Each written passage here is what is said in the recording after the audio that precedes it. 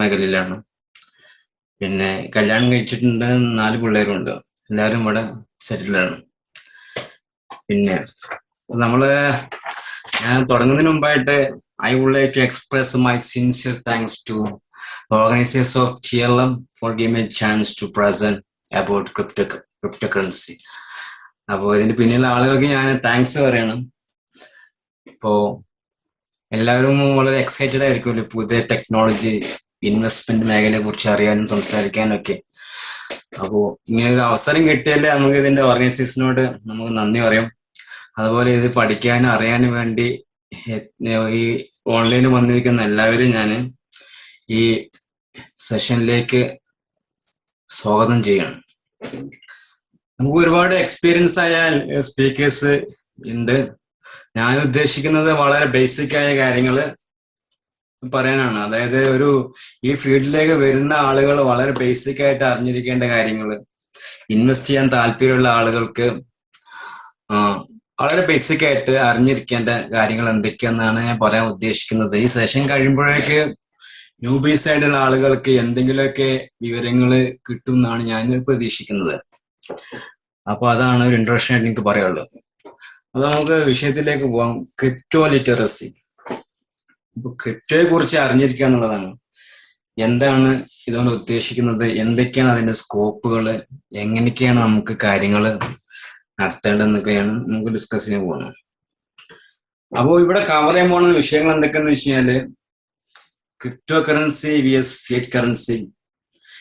അതായത് നമ്മളെ crypto കറൻസിയും traditional കറൻസിയും എങ്ങനെ വ്യത്യാസപ്പെട്ടിരിക്കുന്നു, അതുപോലെ എന്തൊക്കെയാണ് ടൈപ്സ്, പിന്നെ ഇതിന്റെ ഫ്യൂച്ചർ എന്താണ്, ക്രിപ്റ്റോ റെഗുലേഷൻസ് ഇൻ കാനഡ, അതുപോലെ ഇനിയിപ്പോ വാങ്ങാൻ ഉദ്ദേശിക്കുന്നുണ്ടെങ്കിൽ അല്ലെങ്കിൽ ഈ ഫീൽഡിലേക്ക് എൻ്റർ ചെയ്യാൻ ആളുകൾ ഉദ്ദേശിക്കുന്നുണ്ടെങ്കിൽ ഇതൊക്കെ trading platforms, better trading platform Canadians, പിന്നെ ഇതിന്റെ ഈ ക്രിപ്റ്റോയിൽ കാര്യമായിട്ട് യൂസ് ചെയ്യുന്ന സ്ലാങ്ങുകൾ എന്തൊക്കെയാണ്, ഇൻവെസ്റ്റ്മെന്റ് സ്ട്രാറ്റജീസ്.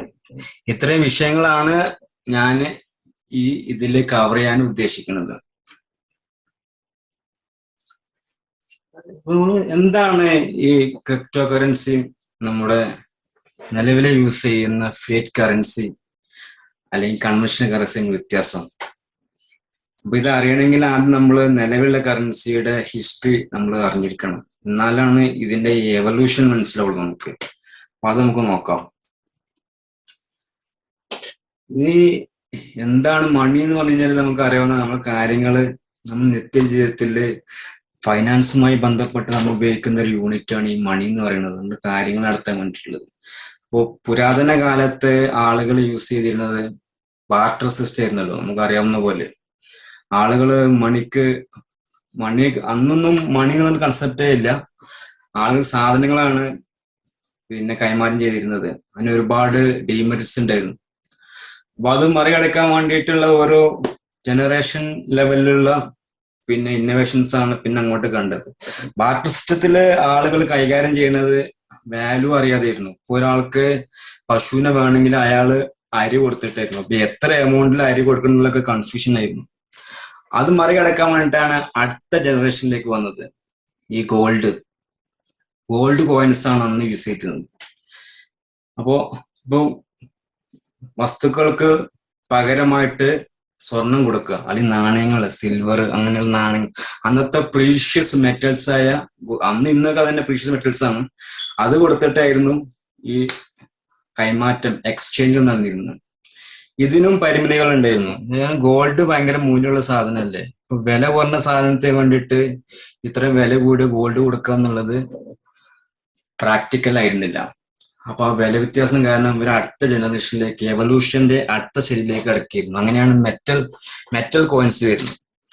സാധാരണ ഒരു കോയിൻസ് ഉണ്ടാക്കിയിട്ട് ഈ കോയിൻസ് ആണ് അവർ മാനായിട്ട് ഉപയോഗിച്ചിരുന്നത്. സാധനങ്ങൾ കൈമാറ്റം ചെയ്യാനും കോയിൻസ് പകരമായിട്ട് കൊടുക്കുക. ഈ കോയിൻസിനും പരിമിതികൾ ഉണ്ടായിരുന്നു. കാരണം കുറെ കോയിൻസുകൾ മെറ്റൽ വെച്ച് വെക്കുമ്പോൾ അതിന്റെ പ്രൊഡക്ഷൻ കോസ്റ്റും മറ്റും നോക്കും ഭയങ്കര എക്സ്പെൻസീവ് ആയിരുന്നു. അപ്പൊ അത് മറികടക്കാൻ വേണ്ടി അടുത്ത ലെവലിലേക്ക് പേപ്പർ മണി വന്നു. പേപ്പർ മണിയാണ് കുറെ കാലം നിലനിന്നിരുന്നത്. കമ്പാരിറ്റീവ്ലി വളരെ ചീപ്പാണ് അത് കൈകാര്യം ചെയ്യാനും കൊണ്ടെടുക്കാനും ഒക്കെ. അങ്ങനെ നമ്മൾ ജനറേഷനിൽ കുറെ കാലം യൂസ് ചെയ്തിരുന്നതാണ് ഈ പേപ്പർ മണി. പിന്നീട് പേപ്പർ മണിന് അപ്പുറത്തേക്ക് നമ്മുടെ ടെക്നോളജി വളരുകയും പിന്നെ പ്ലാസ്റ്റിക് കാർഡുകളാണ്. നമ്മൾ എല്ലായിടത്തും പേ ചെയ്യണത് പ്ലാസ്റ്റിക് കാർഡ് വെച്ചിട്ടാണല്ലോ. കാർഡുകൾ, ക്രെഡിറ്റ് കാർഡ്, ഡെബിറ്റ് കാർഡ്, അങ്ങനെ പല ടൈപ്പ് കാർഡുകൾ വെച്ചിട്ടാണ് നമ്മൾ മർച്ചന്റ് സാധനങ്ങൾ വാങ്ങിക്കുന്നതും വിൽക്കുന്നതും ഒക്കെ. അത് പുതിയൊരു ടെക്നോളജി എവോൾവ് ചെയ്ത് വന്നാണ്. അതിന്റെ തന്നെ വേറെ വേർഷനാണ് ഇലക്ട്രോണിക് മണി. നേരെ ഇലക്ട്രോണിക് ആയിട്ട് ഫണ്ട് ട്രാൻസ്ഫർ ചെയ്യുന്നു. സംഭവമൊക്കെ സെയിം തന്നെയാണ്, ഫിസിക്കലി അവിടെ പ്രസൻസ് ഇല്ല എന്ന് മാത്രമേ ഉള്ളൂ. ഇനിയാണ് പുതിയ ലെവലിലേക്ക് വരുന്നത് കറൻസിയുടെ. അതാണ് crypto currency. Crypto currency the finest innovation in the world in the finance sector. നമ്മുടെ ഈ കാലഘട്ടത്തിലെ ഏറ്റവും പിന്നെ എന്താ പറയുക, ഏറ്റവും നല്ലൊരു ലെവലില് നമ്മുടെ കറൻസി സിസ്റ്റത്തെ ഉയർത്തിക്കൊണ്ടുവരാൻ വേണ്ടിയിട്ട് ഇൻട്രൊഡ്യൂസ് ചെയ്യപ്പെട്ട ഒരു സിസ്റ്റമാണ് ക്രിപ്റ്റോ കറൻസി എന്ന് പറയുന്നത്. അപ്പോൾ വളരെ വേഗത്തിൽ ഇത് പോപ്പുലർ ആയിക്കൊണ്ടിരിക്കുകയാണ്. അതിന് തുടക്കത്തിലെ ആളുകള് വളരെ സ്കെപ്റ്റിക് ആയിരുന്നു. ഇത് അക്സെപ്റ്റ് ചെയ്യാനും ഇതിന്റെ പിന്നിൽ പ്രവർത്തിക്കാനും ആളുകൾ കിട്ടാനില്ലായിരുന്നു, ഒന്നും വിലയില്ലായിരുന്നു. ഇപ്പൊ ഇങ്ങനെ കാലഘട്ടം മാറിയതുകൊണ്ട് ആളുകൾ കൂടുതൽ ഇൻട്രസ്റ്റ് ആയി വന്നിട്ട് ഈ ഫീൽഡിലേക്ക് ആളുകൾ വരുന്നുണ്ട്. അതുകൊണ്ട് ഇതിങ്ങനെ വളരെ വേഗത്തില് ഡെവലപ്പ് ചെയ്തുകൊണ്ടിരിക്കുകയാണ്. എന്താണ് ക്രിപ്റ്റോ കറൻസി? ഡെഫിനിഷൻ പറഞ്ഞാൽ it is a digital currency in which encryption techniques are used to regulate the generation of units of currency and verify the transfer of funds using blockchain technology. അതാണ് crypto currency. അത് നമ്മുടെ കറൻസിയുടെ അടുത്ത ലെവലില് ഇന്റർനെറ്റുമായി ബന്ധപ്പെടുത്തിയിട്ട് blockchain technology ഉപയോഗപ്പെടുത്തിയിട്ടുള്ള transaction മെത്തേഡും അതുപോലെ സിസ്റ്റങ്ങളാണ് നമുക്ക് ഉദ്ദേശിക്കുന്ന കാര്യമായിട്ട്. അത് നെക്സ്റ്റ് ലെവലാണ്. വളരെ അഡ്വാൻസ് ആയിട്ടുള്ള ടാമ്പേർഡ് പ്രൂഫ് ആയിട്ടുള്ള, ഒരിക്കലും ആർക്കും ബ്രേക്ക് ചെയ്യാൻ കഴിയാത്ത സിസ്റ്റമാറ്റിക് ആയിട്ടുള്ള കറൻസി ലെവലാണ് ഈ ക്രിപ്റ്റോ കറൻസി എന്ന് പറയുന്നത്. അപ്പൊ നമുക്ക് ഇനിയും കമ്പയർ ചെയ്ത് നോക്കാം എന്താണ് നിലവിലെ കറൻസിയും ക്രിപ്റ്റോ കറൻസി. അതായത് ഓരോ സ്റ്റേജുകളും കവർ ചെയ്യണത് പഴയതിന്റെ ന്യൂനതകൾ മറികടക്കാൻ വേണ്ടിയിട്ടാണല്ലോ. അപ്പോൾ പഴയ കറൻസികള് നമ്മുടെ നിലവിൽ ഉപയോഗിക്കുന്ന പഴയ കറൻസി ഇപ്പോഴും യൂസ് ചെയ്യുന്നത് മെയിൻ ആയിട്ട് നമ്മുടെ ഫിയറ്റ് കറൻസി തന്നെയാണ്. അതിന്റെ ന്യൂനതകൾ എന്തൊക്കെയാണ്, അതിൽ നിന്ന് എങ്ങനെ ക്രിപ്റ്റോ കറൻസി വ്യത്യാസപ്പെട്ടിരിക്കുന്നു എന്ന് നമുക്ക് അറിയാൻ ഈ ഒരു കമ്പാരിസണിലൂടെ കഴിയും. Fiat money basically physical medium of exchange. നമ്മൾ നേർക്ക് നേരെ കാണാൻ കഴിയും നമുക്ക് ആ കറൻസി എണ്ണി തിട്ടപ്പെടുത്താനും കയ്യിൽ അനുഭവിക്കാനും കഴിയും. പക്ഷെ crypto currency digital medium of exchange ആണ്. അത് ഡിജിറ്റലി ആണ്, നെറ്റ്വർക്ക് വഴിയാണ്, കമ്പ്യൂട്ടർ നെറ്റ്വർക്ക് വഴിയാണ് ഇത് ട്രാൻസ്ഫർ ചെയ്യപ്പെടുന്നത്. നമുക്ക് കാണാൻ കഴിയില്ല, അനുഭവിക്കാൻ കഴിയില്ല. നമുക്ക് അതിന്റെ പിന്നെ ഇതിങ്ങനെ മൂവ് ചെയ്യണത് വെർച്വലായിട്ട് കാണാന്നുള്ളതാണ്. പിന്നെ fiat money represented by bills and coins. അതുപോലെ നോട്ടുകളും കോയിൻസുകളും ആയിട്ടാണ് നമ്മൾ സാധാരണ currency. Crypto currency represented by private and public piece of code. നമ്മുടെ ടെക്നോളജിയുടെ ഒരു പിന്നെ സിസ്റ്റം ഉപയോഗിച്ചിട്ടാണ് ഇത് കൈമാറ്റം ചെയ്യുന്നത്. പ്രൈവറ്റ് വാലറ്റുകൾ വഴിയാണ് ഈ ഫണ്ട് ട്രാൻസ്ഫർ ചെയ്യപ്പെടുന്നത്. പിന്നെ അൺലിമിറ്റഡ് സപ്ലൈ ആണ് ഫിയറ്റ് മണി. ഗവൺമെന്റ് വെറുതെ അടിച്ചുകൊണ്ടിരിക്കുന്നത്. ഇങ്ങനെ ഗവൺമെന്റ് വെറുതെ പൈസ അടിച്ചുകൊണ്ടിരിക്കുന്നതുകൊണ്ടാണ് ഇങ്ങനത്തെ ഒരു ലിമിറ്റ്, പൈസക്ക് വാല്യൂ ഉണ്ടാണെങ്കിൽ ലിമിറ്റഡ് ആയിട്ടുള്ള സംഭവം വേണമെന്നുള്ളതുകൊണ്ടാണ് ഇങ്ങനെ ഒരു ലെവലിലേക്ക് 2009 നമ്മളെ ഈ ബിറ്റ്കോയിന്റെ ഫൗണ്ടർ സതോഷി നക്കമോട്ടോ ഇങ്ങനെ ഒരു കോയിൻ കൊണ്ടുവന്നു. ലിമിറ്റഡ് ആയ സംഭവത്തിന് പ്രീഷ്യസ് ആയിട്ട് വാല്യൂ ഉണ്ടാവുള്ളൂ. അൺലിമിറ്റഡ് ആയി കഴിഞ്ഞാല് അതിന്റെ വില കുറഞ്ഞുകൊണ്ടേയിരിക്കും. നമുക്ക് നോക്കിയാലേ അറിയാം, 10 വർഷം മുമ്പ് നമ്മുടെ $10 എന്ത് സാധനമാണ് കിട്ടിയിരുന്നത്, അത്തരം സാധനം ഇന്ന് 10 വർഷം ശേഷം ഇപ്പൊ കിട്ടില്ല. കാരണം ആ പൈസയുടെ വാല്യൂ കുറഞ്ഞുകൊണ്ടിരിക്കുകയാണ് ഇൻഫ്ലേഷൻ കാരണം. എന്നാൽ ക്രിപ്റ്റോ കറൻസി അങ്ങനെയല്ല. 10 കൊല്ലം ബിറ്റ് കോയിൻ കൊണ്ട് എന്താണ് കിട്ടിയിരുന്നത്, അതിന്റെ 40,000 ഇരട്ടിയാണ് ഇപ്പോഴത്തെ വാല്യൂ. അതായത് നമ്മുടെ പർച്ചേസിങ് കപ്പാസിറ്റി കൂടിക്കൊണ്ടിരിക്കുകയാണ്. അത് ലിമിറ്റഡ് ആയതുകൊണ്ടാണ്.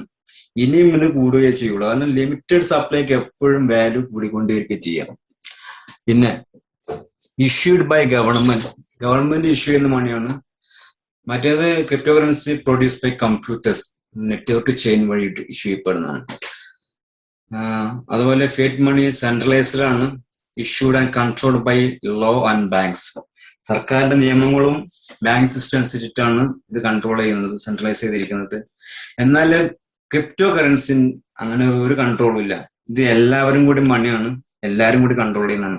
ഒരാൾക്കായിട്ട് അല്ലെങ്കിൽ ഒരു രാജ്യത്തിനായിട്ട് ഒരു വ്യക്തിക്കായിട്ട് ഇതൊന്നും ചെയ്യാൻ കഴിയില്ല. ഇതിന്റെ ഏറ്റവും വലിയ അഡ്വാൻറ്റേജ് ആണ്, ഈ ക്രിപ്റ്റോ കറൻസിയുടെ ഏറ്റവും വലിയ അഡ്വാൻറ്റേജ്, ഈ ജനറേഷന്റെ ഈ എവല്യൂഷന്റെ ഏറ്റവും വലിയ അഡ്വാൻറ്റേജ് ഡീസെൻട്രലൈസ്ഡ് ആണ്. ഒരാൾക്കും ഒരു വ്യക്തിക്കും കൺട്രോൾ ചെയ്യാൻ കഴിയില്ല എന്നുള്ളതാണ് ഏറ്റവും വലിയ അഡ്വാൻറ്റേജ്. പിന്നെ fiat money value determined by the market and regulation. Market regulations ഒക്കെയാണ് അതിന്റെ വാല്യൂ വരുന്നത്. പക്ഷെ ക്രിപ്റ്റോ കറൻസി പിന്നെ അതിന്റെ സപ്ലൈ ഡിമാൻഡ് അനുസരിച്ചാണ്, ആളുകളുടെ ആവശ്യവും പിന്നെ അതിന്റെ സപ്ലൈയും അവൈലബിലിറ്റി അനുസരിച്ചാണ് ഇതിന്റെ വില നിശ്ചയിക്കപ്പെടുന്നത്. നമുക്ക് ഇനി ടൈപ്സ് എന്തൊക്കെ ടൈപ്പ് കോയിൻസ് ആണുള്ളത് എന്നുള്ളത്.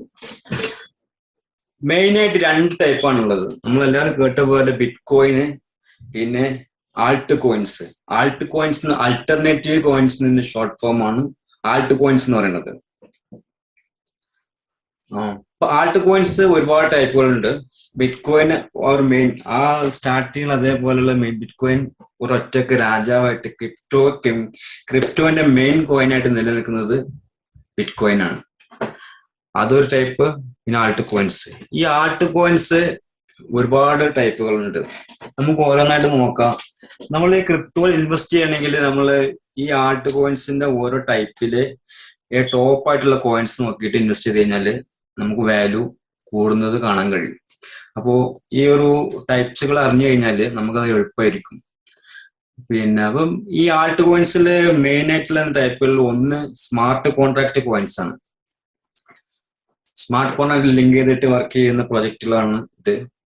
മെയിൻ ആയിട്ട് വരുന്നത് എത്തേറിയം. ഈ ആൾട്ട് കോയിൻസിലെ കിങ് എന്ന് പറയുന്നത്, അല്ലെങ്കിൽ സ്മാർട്ട് കോൺട്രാക്റ്റിലെ കിങ് എത്തേറിയാണ്. അതിന്റെ പ്രൊജക്റ്റുകൾ അത്രയും, അത് 2015 മുതലുള്ളതുകൊണ്ട് അതിന് അത്രയും പ്രൊജക്റ്റുകളൊക്കെ ആ ബ്ലോക്ക് ചെയിൻ ഉള്ളതുകൊണ്ട് ഭയങ്കരമായിട്ട് വാല്യൂ ഉണ്ട്, അത് വളർന്നുകൊണ്ടിരിക്കുകയാണ്. പിന്നെ അടുത്തത് എത്തേറിയത്തിന്റെ പിന്നെ ടിക്കർ എന്ന് പറയുന്നത് ETH ആണ്. പിന്നെ സൊളേന, സോൾ, കാർഡാനോ, ആൽഗോറാൺ, ഇതൊക്കെ നല്ല വാല്യൂ ഉള്ള. ഞാൻ ഈ കോയിൻസ് ഓരോ ടൈപ്പിൽ നിന്നും കോയിൻസ് സെലക്ട് ചെയ്തിരിക്കുന്നത് മാർക്കറ്റ് ക്യാപ്പിലെ ഏറ്റവും ടോപ്പ് വരുന്ന 5 കോയിൻസ് ആണ്. കുറച്ചൊക്കെ നമുക്ക് ഫ്യൂച്ചർ കാണാൻ കഴിയുന്ന കോയിൻസ് ആണ് ഇവയൊക്കെ. അപ്പൊ അതുകൊണ്ടാണ് ആ ടോപ്പ് 5 കോയിൻസ് ആണ് ഈ സ്മാർട്ട് കോൺട്രാക്ട്സ് എന്ന് കൊടുത്തിരിക്കുന്നത്. അടുത്തത് DeFi ടോക്കൻസ്. DeFi ടോക്കൻസ് പറഞ്ഞാൽ ഡീസെൻട്രലൈസ്ഡ് ഫിനാൻസ് ആണ്. ഈ ഫിനാൻസുമായി ബന്ധപ്പെട്ട് ഡീസെന്റ് ആയിട്ട് വർക്ക് ചെയ്യുന്ന അതുമായി ബന്ധപ്പെട്ട പ്രൊജക്ടുകളാണിത്. അതിൽ മെയിൻ ആയിട്ട് വരുന്ന കോയിൻസ് യൂണിസോപ്പ്, ആവി, കോമ്പൗണ്ട്, സൂഷിസോപ്പ്, കർവ്. ഇതാണ് മാർക്കറ്റ് ക്യാപ്പിൽ ടോപ്പ് നിൽക്കുന്ന കോയിൻസ്. പിന്നെ എക്സ്ചേഞ്ച് ടോക്കൺസ്. എക്സ്ചേഞ്ച് ടോക്കൺസ് പറഞ്ഞാല് ഈ ട്രേഡ് പ്ലാറ്റ്ഫോംസിന് അവരുടേതായ നേറ്റീവ് കോയിൻസ് ഉണ്ട്, മെയിൻ ആയിട്ടുള്ള എക്സ്ചേഞ്ചുകളൊക്കെ. അപ്പൊ അവരുടെ കോയിൻസ് ആണ് ഇത്. Binance coin, UOB token, cake token, crypto token. ഇവരൊക്കെ എല്ലാ എക്സ്ചേഞ്ചുകൾക്കും കോയിൻസ് ഇല്ല. മെയിൻ ആയിട്ടുള്ള എക്സ്ചേഞ്ചുകൾ അവർ സ്വന്തമായിട്ട് കോയിന് ഉണ്ടാക്കിയിട്ട് ക്രിയേറ്റ് ചെയ്തിട്ട് അവര് എക്സ്ചേഞ്ചിന് സിസ്റ്റമാറ്റിക് ആയിട്ട് പ്രവർത്തനം, ഫീസ് കുറക്കാൻ, അങ്ങനെയുള്ള കാര്യങ്ങൾക്ക് വേണ്ടി യൂസ് ചെയ്യുന്നുണ്ട്. ഇനി അടുത്തത് മെറ്റവേഴ്സ് ആണ്. ഇപ്പോ ട്രെൻഡിങ് ആയിക്കൊണ്ടിരിക്കുന്നത് മെറ്റവേഴ്സ് ആണ്. നമുക്ക് പിന്നെ ഫേസ്ബുക്കിന്റെ പേരൊക്കെ മാറ്റി കണ്ടിട്ടുണ്ടാവും, മെറ്റവേഴ്സിന്റെ ഷോർട്ടായിട്ട് മെറ്റ എന്ന് കൊടുത്തിരിക്കുന്നത്. അത് വെർച്വൽ റിയാലിറ്റി ആണ്. എല്ലാം വെർച്വലി. നമ്മളിപ്പോ നേരത്തെ നമ്മള് കറൻസി വെർച്വൽ ആക്കിയതാണ് ബിറ്റ് കോയിന്. ഈ മെറ്റവേഴ്സ് എന്ന് പറഞ്ഞു കഴിഞ്ഞാൽ നമ്മൾ മുന്നിൽ കാണുന്ന എല്ലാം വെർച്വൽ ആക്കാണ്. നമ്മളെ ലാൻഡ്, നമ്മുടെ ബിൽഡിങ്ങുകൾ എല്ലാം വെർച്വലി. അത് ഒന്നൊരു ടോക്കൺസ്. അതാണ് മെറ്റവേഴ്സ്. അതിൽ മെയിൻ ആയിട്ട് വരുന്നത് ആക്സി ഇൻഫിനിറ്റി, ഡീസെൻട്രലാൻഡ്, മാന, സാൻഡ് ബോക്സ്, റേഡിയോ കാക്ക, ആലിസ്. ഇതാണ് മെറ്റവേഴ്സിലെ ടോപ്പായിട്ട് വരുന്ന ടോക്കൺസ്. പിന്നെ എൻ എഫ് ടീസ് എന്ന് പറഞ്ഞു കഴിഞ്ഞാൽ മെയിൻ ആയിട്ട് ഗെയിംസ്, ആർട്ട് അങ്ങനെയുള്ള കാര്യങ്ങള് ഡിജിറ്റൽ ഫോമാണ്. ഇതും ട്രെൻഡിങ് ആയിട്ട് വരുന്നതാണ്. അത് മെയിൻ ആയിട്ട് വരുന്ന കോയിൻസ് എന്ന് പറഞ്ഞാൽ Gala Games, Yield Guild Games, Illuvium, Alien Birds ഇത് ഇങ്ങനെ വരുന്നതാണ്. പക്ഷെ മെറ്റാവേഴ്സ് കമ്പയർ ചെയ്യുമ്പോൾ ഇത് അത്ര പോപ്പുലർ അല്ലെങ്കിലും ഇത് ഈ ഫീൽഡിൽ അറിയുന്ന ആളുകൾക്ക് ഇത്, ഈ ആർട്ടുമായി ബന്ധപ്പെട്ട ആളുകൾക്ക് ഇത് കൂടുതൽ യൂസ് ചെയ്ത് കഴിഞ്ഞാൽ അവർക്ക് ഈ മണി ഏണിംഗ് ആയിട്ട് ഉപയോഗിക്കാൻ കഴിയുന്നത്. പിന്നെ സ്റ്റോറേജ് ടോക്കൺസ്, ഈ വെബ് 3 വെബ് 2 ഒക്കെ വരുമ്പോഴേ സ്റ്റോറേജ് ടോക്കൺസ് അതിനു വേണ്ടി യൂസ് ചെയ്യാൻ പറ്റിയ കോയിൻസ് ആണ് അത്. അപ്പോൾ അതിൽ വരുന്ന file coins, BitTorrent, art network, storage, ബ്രൂസൽ, ഇതാണ് മെയിൻ ആയിട്ട് ടോപ്പ് വരുന്ന 5 കോയിൻസ്. പിന്നെ അടുത്ത കാറ്റഗറി എന്ന് പറഞ്ഞാൽ ലെയർ 2 ടോക്കൺസ് ആണ്. നമ്മൾ പോളിഗോൺ എപ്പോഴും കാണുന്നതാണ് ഭയങ്കരമായിട്ട് വില കൂടിക്കൊണ്ടിരിക്കുന്നത്. ഇത് ഇന്ത്യൻ ബേസ്ഡ് കോയിൻ ആണിത്. പിന്നെ സെലർ നമ്മൾ കേൾക്കുന്നതാണ്. ഒമിസ്ഗോ ലൂപ്രിംഗ് സ്കെയിൽ അത്ര പോപ്പുലർ അല്ല, എന്നാലും നമ്മള് പിന്നെ ഇത് മാർക്കറ്റ് ക്യാപ്പ് നോക്കുകയാണെങ്കിൽ ടോപ്പ് വരുന്ന 5 കോയിൻസിൽ പെട്ടതാണത്. പിന്നെ ഇതിൽ വരുന്ന വേറൊരു ടൈപ്പ് കോയിൻ മീം കോയിൻസ്, വളരെ എസെൻഷ്യൽ ആയിട്ടുള്ളതാണ്, നമ്മൾ ഇൻവെസ്റ്റ് ചെയ്യേണ്ടതാണ്. ഇതിന് വലിയ യൂസ് കേസ് ഒന്നും ഇല്ലെങ്കിലും പിന്നീട് ഭാവിയിലെ യൂസ് കേസ് ആഡ് ചെയ്തേക്കാം. അപ്പോൾ ഇതിന് വളരെ വില കുറവായതുകൊണ്ട് ആളുകൾ ഇത് വാങ്ങിക്കാനായിട്ട് പിന്നെ ക്യൂ നിൽക്കുന്ന കാഴ്ചയാണ് ഇപ്പൊ കാണാൻ കഴിയുന്നത്. ഇപ്പൊ ട്രെൻഡിങ് ആയിട്ടിരിക്കുന്ന ഷിബായിനും വളരെ ചീപ്പായിട്ടാണ് ഇപ്പോൾ വില നോക്കുകയാണെങ്കിൽ 3-0 ഒക്കെ ഇപ്പോഴും ഉണ്ട്. അപ്പോ ഈ യൂസ് കേസ് ഇല്ലെങ്കിലും ആളുകളുടെ താല്പര്യം അനുസരിച്ച് ഇതിന് വാല്യൂ ഉള്ളതുകൊണ്ട് അതിന്റെ പ്രൈസ് ഇങ്ങനെ കൂടിക്കൊണ്ടിരിക്കുന്നു. ഒരുപാട് മീം കോയിൻസ് ഉണ്ട്, ഞാൻ എല്ലാം കൂടി കൊടുത്തിട്ടില്ല. കാരണം എല്ലാം കൂടി കൊടുത്തിട്ട് പിന്നെ കുറെ സ്കാം കോയിൻസ് ഉണ്ട്. ഈ മീം കോയിൻസിന്റെ സാധ്യത ഉപയോഗപ്പെടുത്തിയിട്ട് കുറെ ആളുകൾ മെമോ കോയിൻസിന്റെ പിന്നെ ഡ്യൂപ്പായിട്ട് പലതും ഉണ്ടാക്കിയിട്ടുണ്ട്. അപ്പോ അതുകൊണ്ട് ഞാൻ ബാക്കിയുള്ളതും കൊടുത്തില്ല. മെയിൻ ആയിട്ട് വരുന്ന 2 മെമോ കോയിൻസ് ആണ്, ഷിബായിനും അതുപോലെ ഡോഷ് കോയിനും.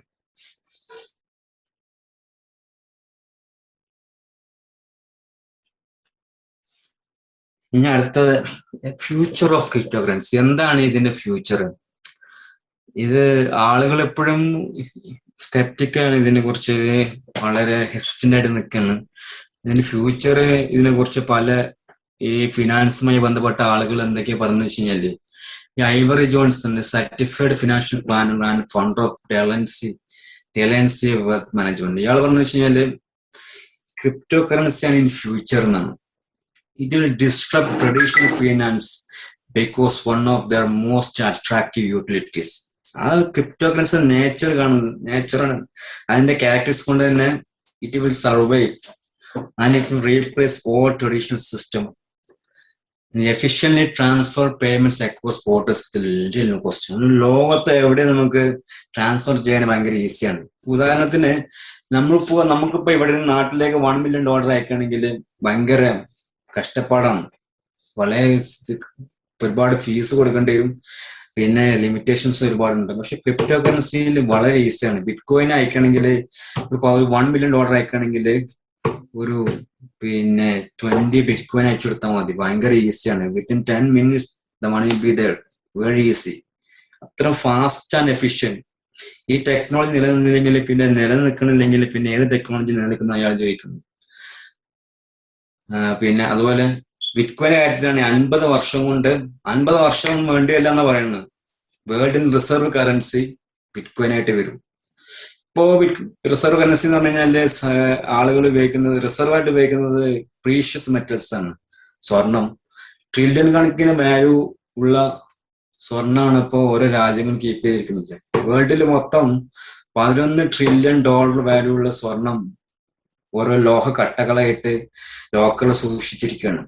വെറുതെ അതിങ്ങനെ പിന്നെ അത് കീപ്പ് ചെയ്യാൻ പൈസ വേണം, മെയിൻറ്റെയിൻ പൈസ വേണം, വെറുതെ അതിങ്ങനെ അടങ്ങാറായി കൊണ്ടെടുക്കുന്നു ഇന്ന് ലോകത്ത്. പക്ഷേ ക്രിപ്റ്റോ കറൻസി ഈ ബിറ്റ് കോയിന് പോപ്പുലർ ആയി കഴിഞ്ഞാല് ഇത് കൊണ്ടെടുക്കാൻ ഈസിയാണ്, ചെലവില്ല, മെയിൻറ്റെയിൻ ചെയ്യാൻ വളരെ ഈസിയാണ്. 1 million ആയാലും 1 trillion ആയാലും 1 quadrillion ആയാലും കീപ്പ് ചെയ്യാനുള്ള എക്സ്പെൻസ് സെയിം ആണ്. അതുകൊണ്ട് തന്നെ ഫ്യൂച്ചറിലെ എല്ലാ രാജ്യങ്ങളും റിസർവ് മണി ആയിട്ട് ഈ ബിറ്റ് കോയിന് കൊണ്ടുവരുമെന്നാണ് ഇദ്ദേഹം പറയുന്നത്. ഫ്യൂച്ചർ എന്ന് പറഞ്ഞു കഴിഞ്ഞാൽ എന്തായാലും ക്രിപ്റ്റോ കറൻസി ആയിരിക്കും എന്നുള്ളതാണ്. ഇനി നമുക്ക് ഈ ക്രിപ്റ്റോ റെഗുലേഷൻസ് ഇൻ കാനഡയിൽ എങ്ങനെയാണ് ഇത് റെഗുലേറ്റ് ചെയ്യപ്പെട്ടിരിക്കുന്നത്? നമ്മൾ എപ്പോഴും ന്യൂസുകൾ കേൾക്കുന്നത് അവിടെ നിരോധിച്ചു, ഇവിടെ ബാൻ ചെയ്തു എന്നൊക്കെയാണ്.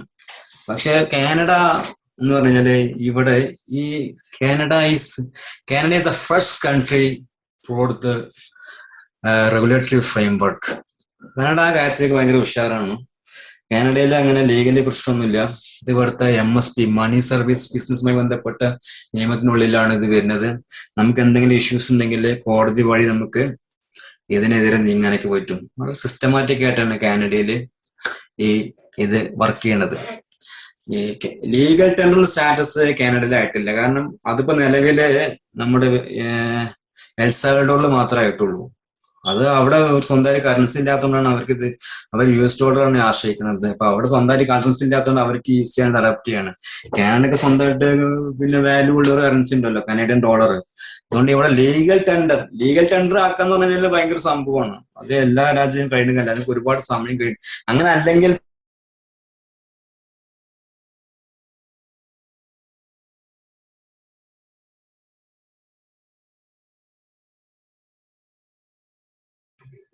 സൗണ്ട് പോയോ? അതെ, സൗണ്ട് പോയോന്ന്. നിങ്ങൾ മ്യൂട്ട് ആയിട്ടുണ്ട്.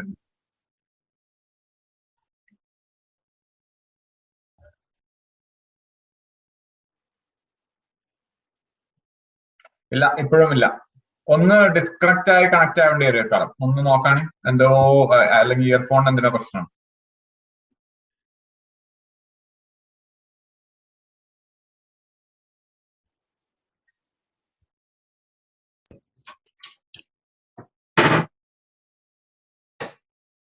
ഇപ്പൊ കേൾക്കുന്നുണ്ട് തോന്നുന്നുണ്ട്.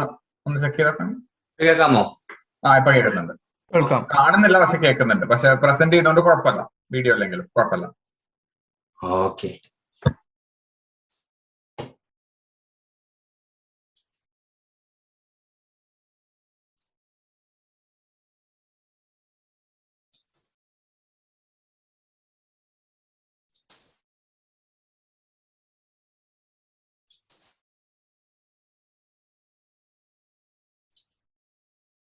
ഇപ്പൊ കാണാമോ? സ്ക്രീൻ കാണാമോ?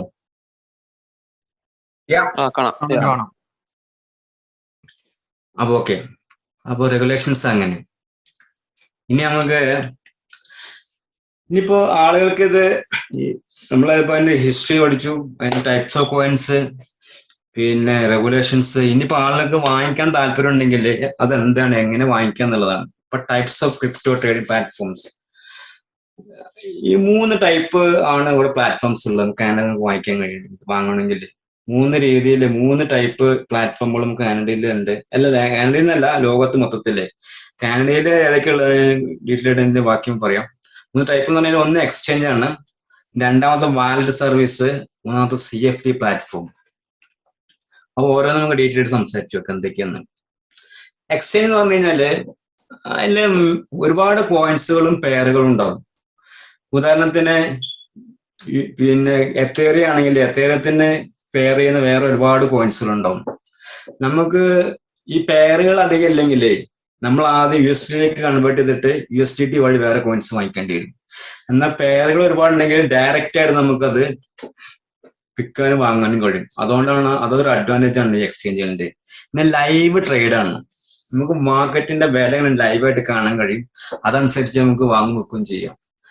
പിന്നെ അഡ്വാൻസ്ഡ് ട്രേഡിംഗ് ഫീച്ചേഴ്സ്, ഒരുപാട് ലിമിറ്റ് ബൈ ട്രേഡിംഗ്, അങ്ങനെ ഒരുപാട് അഡ്വാൻസ്ഡ് ആയിട്ടുള്ള ട്രേഡിംഗ് ഫീച്ചേഴ്സ് ഉണ്ടാവും. അതുപോലെ നമുക്ക് മാർക്കറ്റ് അനലൈസ് ചെയ്യാൻ സ്ട്രക്ചേർഡ് ചാർട്ടുകൾ ഉണ്ടാവും. പിന്നെ റേറ്റുകളും അതുപോലെ തന്നെ കോമ്പറ്റീറ്റീവ് ആയിരിക്കും. അതിന്റെ എക്സാമ്പിൾസ് പറഞ്ഞു കഴിഞ്ഞാല് ബൈനാൻസ്, കോയിൻസ് പ്രോ, അതുപോലെ Crypto.com എക്സ്ചേഞ്ച്. ഈ കോയിൻ ബേസും Crypto.comനും 2 ടൈപ്പ് ഉണ്ട്. അവർ കോയിൻ ബേസ് പ്രോ എക്സ്ചേഞ്ച് ആണ്. അതുപോലെ Crypto.com എക്സ്ചേഞ്ച്, ഇവർക്ക് വാലറ്റും ഉണ്ട് എക്സ്ചേഞ്ചും ഉണ്ട്. കോയിൻ ബേസും അങ്ങനെ തന്നെ, വാലറ്റും ഉണ്ട് എക്സ്ചേഞ്ചും ഉണ്ട്. അതിൽ എക്സ്ചേഞ്ചിലാണ് ഞാൻ പറഞ്ഞ കാര്യങ്ങൾ. ഗേറ്റ് അയ്യോ എക്സ്ചേഞ്ച് മാത്രമേ ഉള്ളൂ, എൻഡാക്സും എക്സ്ചേഞ്ച് മാത്രമേ ഉള്ളൂ. ഇതാണ് മെയിനായിട്ട് എക്സ്ചേഞ്ചിൽ വരുന്ന നമുക്ക് കാനഡയിൽ നിന്ന് യൂസ് ചെയ്യാൻ പറ്റിയ പ്ലാറ്റ്ഫോമുകൾ. നമുക്ക് മണി ഡയറക്റ്റ് ആയിട്ട് കനേഡിയൻ ഡോളർ ഇതിലേക്ക് കയറ്റാൻ പറ്റും. പക്ഷെ ഗേറ്റ് വേയിൽ അങ്ങനെ ആയിട്ട് കയറ്റാൻ പറ്റില്ല. നമ്മൾ USDT ട്രാൻസ്ഫർ ചെയ്യേണ്ടി വരും. അതാണ്. രണ്ടാമത്തത് വാലറ്റ് അല്ലെങ്കിൽ ബൈ സെൽ പ്ലാറ്റ്ഫോം. ഇത് പിന്നെ എക്സ്ചേഞ്ച് പോലെയല്ല, രണ്ടാമത്തെ ലെവലിൽ വരുന്നതാണ്. ഒരു വാലറ്റ് ആയിട്ട് പ്രവർത്തിക്കുന്നതാണ്. ഇതിന്റെ പ്രത്യേകത എന്ന് പറഞ്ഞു കഴിഞ്ഞാല് ട്രേഡിംഗ് പ്രൈസ് അങ്ങനെ അധികമൊന്നും ഉണ്ടാവില്ല. Able to buy sell and transfer. നമുക്ക് വിൽക്കാനും വാങ്ങാനും ട്രാൻസ്ഫർ ചെയ്യാനും പറ്റും ഈ പ്ലാറ്റ്ഫോമിൽ. പിന്നെ അഡ്വാൻസ്ഡ് ട്രേഡിംഗ് ഫീച്ചേഴ്സ് ഒന്നും ഉണ്ടാവില്ല, ലൈവ് ട്രേഡ്സ് ഉണ്ടാവില്ല, സ്ട്രക്ചേർഡ് സ്റ്റാറ്റ്സ് ഒന്നും ഉണ്ടാവില്ല. അത് നമുക്ക് വാലറ്റ് ആയിട്ട് ഉപയോഗിക്കുക, സാധനങ്ങള് കോയിൻസ് വാങ്ങിക്കുക, വിൽക്കുക, അങ്ങനെ ഒരു ഇതായിട്ട് ഉപയോഗിക്കുക എന്നുള്ളതാണ്. കമ്പയർ ടു എക്സ്ചേഞ്ച് നമ്മുടെ പ്രൈസ് എന്ന് പറഞ്ഞു കഴിഞ്ഞാല് കുറച്ച് കൂടുതലായിരിക്കും. കാരണം ലൈവ് പ്രൈസ് അല്ലാത്തതുകൊണ്ട് അതിൽ പ്രൈസ് കുറച്ച് കൂടുതൽ വരും. അതിന്റെ എക്സാമ്പിൾസ് ആണ് coin base wallet, Crypto.com wallet. ഈ രണ്ട് നേരത്തെ എക്സ്ചേഞ്ച് പറഞ്ഞ പോലെ അവർക്ക് വാലറ്റും ഉണ്ട് എക്സ്ചേഞ്ചും ഉണ്ട്. അതുകൊണ്ട് ഇവിടെ വേറെ ആഡ് ചെയ്തത് വാലറ്റും പിന്നെ രണ്ടും വേറെ വേറെ ഇട്ട്. പിന്നെ ന്യൂട്ടൺ, ഷേക്ക് പേ, അത് രണ്ടും വാലറ്റ് അല്ലെങ്കിൽ ബൈ ആൻഡ് സെൽ പ്ലാറ്റ്ഫോം ആയിട്ട് ഉപയോഗിക്കുന്നതാണ്. ഈ മൂന്നാമത്തത് CFD പ്ലാറ്റ്ഫോംസ് ആണ്. അത് ശരിക്കും ഫുൾ എന്ന് പറഞ്ഞാൽ കോൺട്രാക്ട് ഫോർ ഡിഫറൻസ് എന്നാണ്. അതിൽ പ്രത്യേകത എന്ന് പറഞ്ഞു കഴിഞ്ഞാല് നമുക്ക് കോയിൻസ് വാങ്ങാനും വെക്കാനും കഴിയും.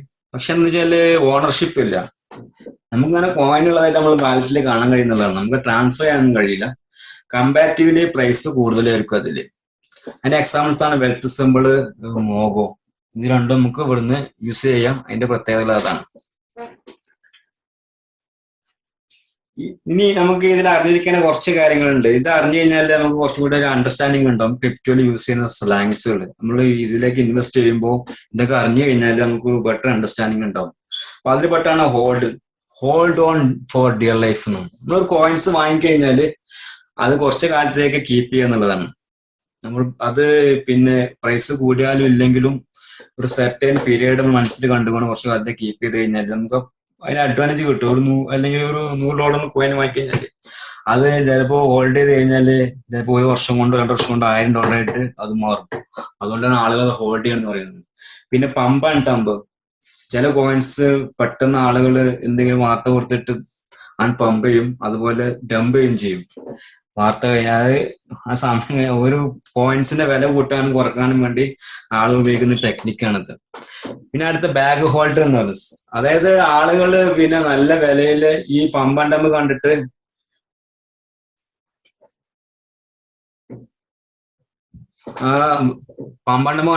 പിന്നെ ചില കോയിൻസ് വാങ്ങിക്കഴിഞ്ഞാല് ചില പെട്ടെന്ന് വാല്യൂ ഇടിഞ്ഞു പോകും, ഇവർക്ക് വിൽക്കാനും കഴിയില്ല. അങ്ങനെ അവർ ആ കോയിൻസിന്റെ ഒരു ഹോൾഡർ ആയിട്ട് കുറെ കാലം നിൽക്കേണ്ടി വരും. വില കൂടുന്നവരെ കാത്തു നിൽക്കേണ്ടി വരും വില വിൽക്കണമെങ്കിൽ. അപ്പൊ അങ്ങനെയുള്ള ആളുകളാണ്, അങ്ങനെ സംഭവമാണ് ബാഗ് ഹോൾഡർ എന്ന് പറയുന്നത്. പിന്നെ മൂണിങ്, നമ്മൾ എപ്പോഴും കാണുന്നതാണ് ടു ദ മൂൺ. ചില കോയിനൊക്കെ മൂണിലേക്ക് പോകണമെന്നുള്ളത്, അതിന് അത്രയും വില കൂടാൻ ചാൻസ് എന്ന് കാണിക്കാൻ വേണ്ടിയിട്ടാണ് ഈ മൂണിങ് എന്ന് പറയുന്നത്. പിന്നെ അടുത്തതാണ് ഫിയർ, അൺസർട്ടനിറ്റി ആൻഡ് ഡൗട്ട്. കോയിൻസിനെ കുറിച്ച് അന്യായമായ പേടി, ബേജാറൊക്കെ ഉണ്ടാക്കിയിട്ട് ആളുകൾക്ക് പരിഭ്രാന്തി ഉണ്ടാക്കുക. അപ്പൊ ആളുകൾ പേടിച്ചിട്ട് ഇത് വെക്കും. അങ്ങനെ സംഭവം ഈ ക്രിപ്റ്റോ കറൻസിയിലുണ്ട്. അപ്പൊ ചില ആളുകൾ ചില കോയിൻസിനെ കുറിച്ച് അങ്ങനെ ഇതൊക്കെ പറഞ്ഞു വരുത്തും. പിന്നെ അടുത്തത് ഡയമണ്ട് ഹാൻഡ്സ് ആണ്. ഡയമണ്ട് ഹാൻഡ്സ് നമ്മൾ ഇടയ്ക്കിടയ്ക്ക് കേൾക്കുന്നു. ചില കോയിൻസ് ഉണ്ടല്ലോ, എന്ത് സംഭവിച്ചാലും ആളുകൾ ഡയമണ്ട് പോലെ അത് പിന്നെ പിടിച്ചു നിൽക്കും, എന്ത് സംഭവിച്ചാലും. കാരണം അടിയിൽ പോലും കോയിൻ ഇല്ലാതെ കഴിഞ്ഞാലും അവർ അതിന് വേണ്ടി അതിന്റെ ഒരു പെർഫെക്ഷൻ കാണിക്കാൻ വേണ്ടിയിട്ടാണ് ആ വാക്ക് ഉപയോഗിക്കുന്നത്. അതിന് നേരെ ഓപ്പോസിറ്റ് ആണ് പേപ്പർ ഹാൻഡ്സ്, വീക്ക് ഹാൻഡ്സ്. എന്തെങ്കിലും കാണുമ്പോൾ ഉടനടി വിൽക്കുന്ന ആളുകൾ, വളരെ ദുർബലരായ ആളുകൾ, അവരെ പിന്നെ അത്ര വീക്കാണെന്നാണ് അതിന്റെ അർത്ഥം. വീക്ക് ഹാൻഡ്സ് എന്നാണ് ശരിക്കും ഉദ്ദേശിക്കുന്നത്. ഇനി ഇതിന് അവസാനം വരുന്ന ഒരു സംഭവം എന്ന് വെച്ചാൽ ഇൻവെസ്റ്റിംഗ് സ്ട്രാറ്റജീസ് ആണ്. നമ്മൾ ഈ ഫീൽഡിലേക്ക് ഇൻവെസ്റ്റ് ചെയ്യണമെങ്കിൽ നമ്മൾ കീപ്പ് ചെയ്യുന്ന കുറച്ച് സ്ട്രാറ്റജികൾ നമുക്ക്, പിന്നെ നമ്മൾ ഇതിലേക്ക് ഇൻവെസ്റ്റ് ചെയ്യാൻ വരുന്നത് പൈസ ഉണ്ടാക്കുക എന്നുള്ളതാണോ? ചില ടെക്നിക്കൽ സ്ട്രാറ്റജി ഉപയോഗിച്ച് കഴിഞ്ഞാല് നമുക്ക് ഒരു നല്ല മെച്ചപ്പെട്ട പുരോഗതി ഉണ്ടാക്കാൻ കഴിയുന്നതാണ്. ഒന്ന് ഫോളോ ദ മാർക്കറ്റുമായിട്ട് നിരന്തര ബന്ധം ഉണ്ടാക്കണം. നമ്മൾ ഡെയിലി വിവരങ്ങൾ, ഡെയിലി എന്നല്ല, ഓരോ മിനിറ്റിലും നമ്മൾ വിവരങ്ങൾ അറിഞ്ഞുകൊണ്ടിരിക്കണം. അതിന് ഒരുപാട് വഴികളുണ്ട്, ഒരുപാട് ഗ്രൂപ്പുകളുണ്ട്. പിന്നെ ഫേസ്ബുക്ക് ആയാലും വാട്സപ്പ് ആയാലും പിന്നെ ഇൻസ്റ്റാഗ്രാം ആയാലും ടെലഗ്രാം ആയാലും എല്ലാത്തിലും ഒരുപാട് ഗ്രൂപ്പുകൾ ഡെയിലി ഓരോ മിനിറ്റിലും അപ്ഡേറ്റ് ചെയ്തുകൊണ്ടിരിക്കും ഒരു വിഷയങ്ങള്. അപ്പൊ അങ്ങനെയാണ് ചാനലൊക്കെ പോയി സബ്സ്ക്രൈബ് ചെയ്യുക, വിവരങ്ങൾ നേടിക്കൊണ്ടിരിക്കുക. അതുപോലെ അതിൽ ലിസൺ ടു എക്സ്പെർട്ട്, ഈ ഫീൽഡിലെ എക്സ്പെർട്ടായ ആളുകളുടെ പിന്നെ ലേഖനങ്ങൾ, ബ്ലോഗുകൾ, സ്പീച്ചുകൾ കേൾക്കുക, അറിയാൻ, മനസ്സിലാക്കുക. പിന്നെ അടുത്തതാണ് അണ്ടർസ്റ്റാൻഡ് വെയിൽ സൈക്കോളജി. ഈ വേറൊരു ഇൻവെസ്റ്റ്മെന്റ് ഇല്ലാത്ത പ്രത്യേകതയാണിത്, വെയിൽ സൈക്കോളജി. ഇതിൽ കുറെ ഗെയിം ചേഞ്ചേഴ്സ് ഉണ്ട്, വെൽ പ്ലേയേഴ്സ്. ഈ വെയിൽസ് ആണ് അതിന്റെ ആൾക്കാർ, അവരാണ് ശരിക്കും മാർക്കറ്റ് കൺട്രോൾ ചെയ്യുന്നത്. അപ്പൊ അവരുടെ സൈക്കോളജി നമ്മൾ അറിഞ്ഞിരിക്കണം എന്നുള്ളതാണ്. പിന്നെ അടുത്തത് ചൂസ് ദ റൈറ്റ് കോയിൻസ്. നല്ല കോയിൻസ് നോക്കി നമ്മൾ വാങ്ങണം. ഏതെങ്കിലും സ്കാം കോയിൻസോ അല്ലെങ്കിൽ ഒരു പ്രത്യേകത ഇല്ലാത്ത വെറുതെ ആളുകൾ പറഞ്ഞ് പറ്റിക്കുന്ന കോയിൻസ് വാങ്ങിക്കരുത്. നല്ല കോയിൻസ്, ആളുകൾ സംസാരിക്കുന്ന പോപ്പുലർ ആയിട്ടുള്ള വാല്യൂ ഉള്ള കോയിൻസ് നമ്മൾ വാങ്ങിക്കാൻ പാടുള്ളൂ.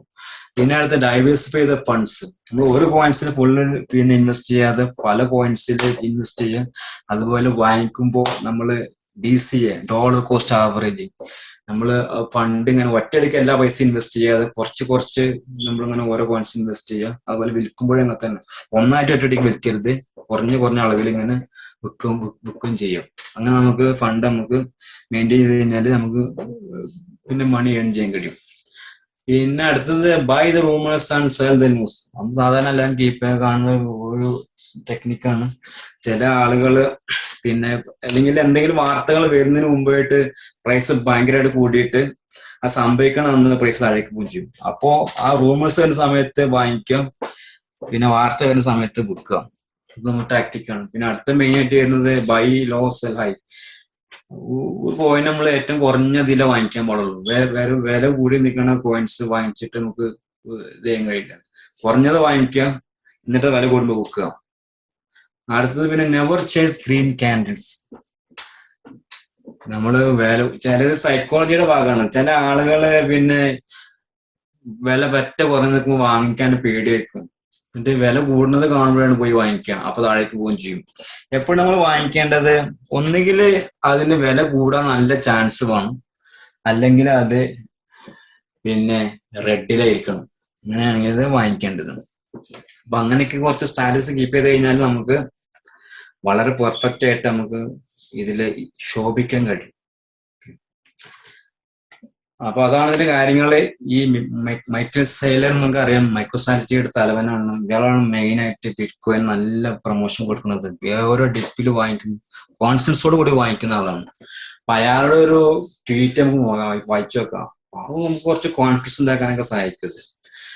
Bitcoin is a swarm of cyber hornets serving the goddess of wisdom, feeding on the fire of truth, exponentially growing ever smarter, faster and stronger behind a wall of encrypted energy. നമുക്ക് കുറച്ചൊരു motivation ഉണ്ടാക്കാൻ കാണുമ്പോൾ നമുക്ക് ഒരു പ്രത്യേക എനർജിയാണതൊക്കെ വായിക്കുമ്പോൾ. അപ്പോ ഇതാണ് നമ്മുടെ കാര്യങ്ങളൊക്കെ. അപ്പൊ എനിക്ക് അവസാനം പറയാനുള്ളത്, there is no financial suggestion here. Everything is based on your study, knowledge and information. Before you do something, do your research and act on that basis. എനിക്ക് പറയാനുള്ളത്, നമ്മൾ സ്വന്തമായിട്ട് പഠിച്ച് മനസ്സിലാക്കിയിട്ട് നമ്മൾ ഇറങ്ങുക. അതിനെ സഹായിക്കാനുള്ള കുറച്ച് വിവരങ്ങൾ നമ്മൾ പറഞ്ഞുള്ളൂ. നിങ്ങൾക്ക് കുറച്ച് എന്തെങ്കിലും മനസ്സിലാണെന്ന് വിചാരിക്കുന്നു. അപ്പോ എന്റെ ക്ലാസ് എന്റെ ഈ സെഷന് പിന്നെ ശ്രദ്ധിച്ച അല്ലെങ്കിൽ കേട്ട എല്ലാവർക്കും നന്ദി. സംശയങ്ങൾ ഉണ്ടെങ്കിൽ നമുക്ക് ഒരുപാട് പേര് വെയിറ്റ് ചെയ്യുന്നുണ്ട് ക്ലാസ് എടുക്കാൻ വേണ്ടിയിട്ട്. അപ്പൊ അവരുടെ ക്ലാസ് കഴിഞ്ഞിട്ട് നമുക്ക് സംശയങ്ങളൊക്കെ ഉണ്ടെങ്കിൽ ദൂരീകരിക്കാവുന്നതാണ്. All the best. Thank you Yusuf. That was very informative session. ഇപ്പൊ നമ്മള് ക്രിപ്റ്റോ കറൻസിന്റെ വളരെ ബേസിക്സ്, എല്ലാ കാര്യത്തിലും ബേസിക്സ് കവർ ചെയ്ത് പോയിട്ടുള്ളത്. ഇതൊക്കെ വർക്ക് ചെയ്യുന്ന ഒരു വലിയ ടെക്നോളജി ഉണ്ട്, ബ്ലോക്ക് ചെയിൻ ടെക്നോളജി. അതാണ് game changer. Real game changer blockchain ടെക്നോളജിയാണ്. അതിപ്പോ വലിയ വലിയ കമ്പനീസ് ഒക്കെ അഡോപ്റ്റ് ചെയ്ത് കൊടുക്കുന്നുണ്ട്. അപ്പൊ അതിനെ കുറിച്ച് സംസാരിക്കാൻ ഞാൻ ഷിബിനെ ക്ഷണിക്കുകയാണ്. Shibin, please introduce your self and start the session. Okay.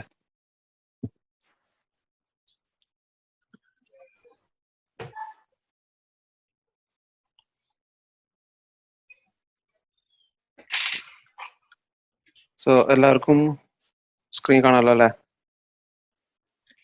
Yes, കാണാം. Okay. So, Assalamu alaikum. Good afternoon. First of all, let me thank TLM and hostess for giving me this opportunity.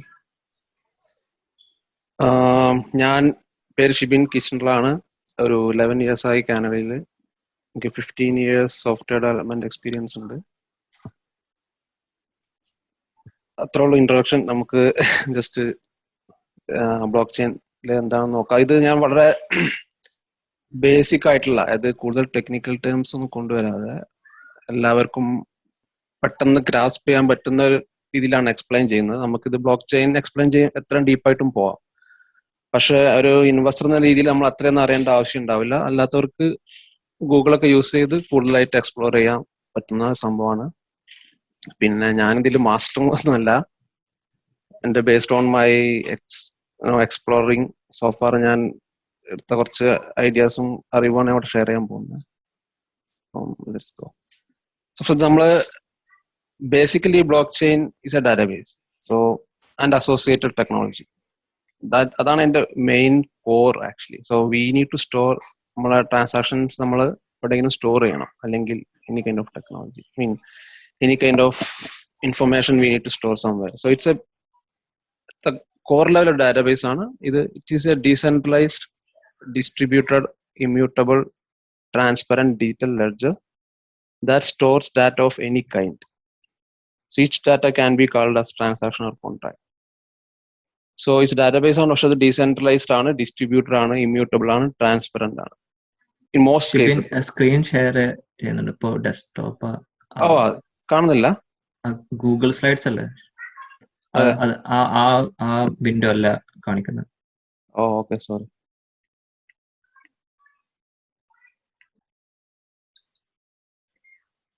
ഇപ്പൊ കാണുന്നുണ്ടോ? കാണുന്നുണ്ടോ? യെസ്, ഇപ്പൊ കാണുന്നുണ്ട്. Block chain എന്ന് പറഞ്ഞ. Okay, sure. Sorry, ഞാൻ എന്റെ മറ്റേ ഡെസ്ക്ടോപ്പ് ആയിട്ട് ഷെയർ ചെയ്തിട്ടില്ല. ഓക്കെ, സോ അതെ, അപ്പം ഞാൻ പറഞ്ഞ പോലെ block chain is A database, decentralised, distributed and immutable, transparent, detailed ledger. So ഇത് ഡിസ്ട്രിബ്യൂട്ടഡ് ഡാറ്റാബേസ്, നമ്മൾ ട്രാൻസാക്ഷൻസ് എല്ലാം നമുക്ക് സ്റ്റോർ ചെയ്യാൻ പറ്റുന്ന ഒരു ഇതാണ്, ഡാറ്റാബേസ് ആണ് ബേസിക്കലി. പക്ഷെ അതിന് ഓൺ ടോപ്പ് ഓഫ് ദാറ്റ് അവർ കുറച്ച് ടെക്നോളജി കൂടി ആഡ് ചെയ്തിട്ടുണ്ട്, അതിന്റെ വാലിഡിറ്റിയും കാര്യങ്ങളും മേക്ക് ഷുവർ ചെയ്യാൻ.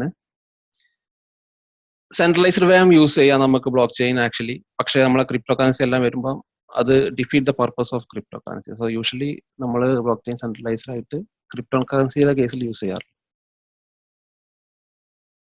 So one key difference between typical database and blockchain is the way data is structured. So blockchain collects information together in a group, also known as blocks, that hold sets of information.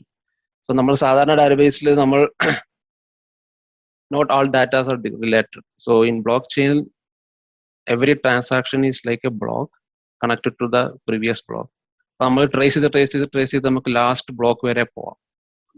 അത് ആ ഡാറ്റയുടെ ഒരു പ്രൂഫ്നെസ്സിന് വേണ്ടിയിട്ടും കൂടിയാണ്, വാലിഡേഷൻസിന് വേണ്ടിയിട്ടാണ് അത് ചെയ്യുന്നത്.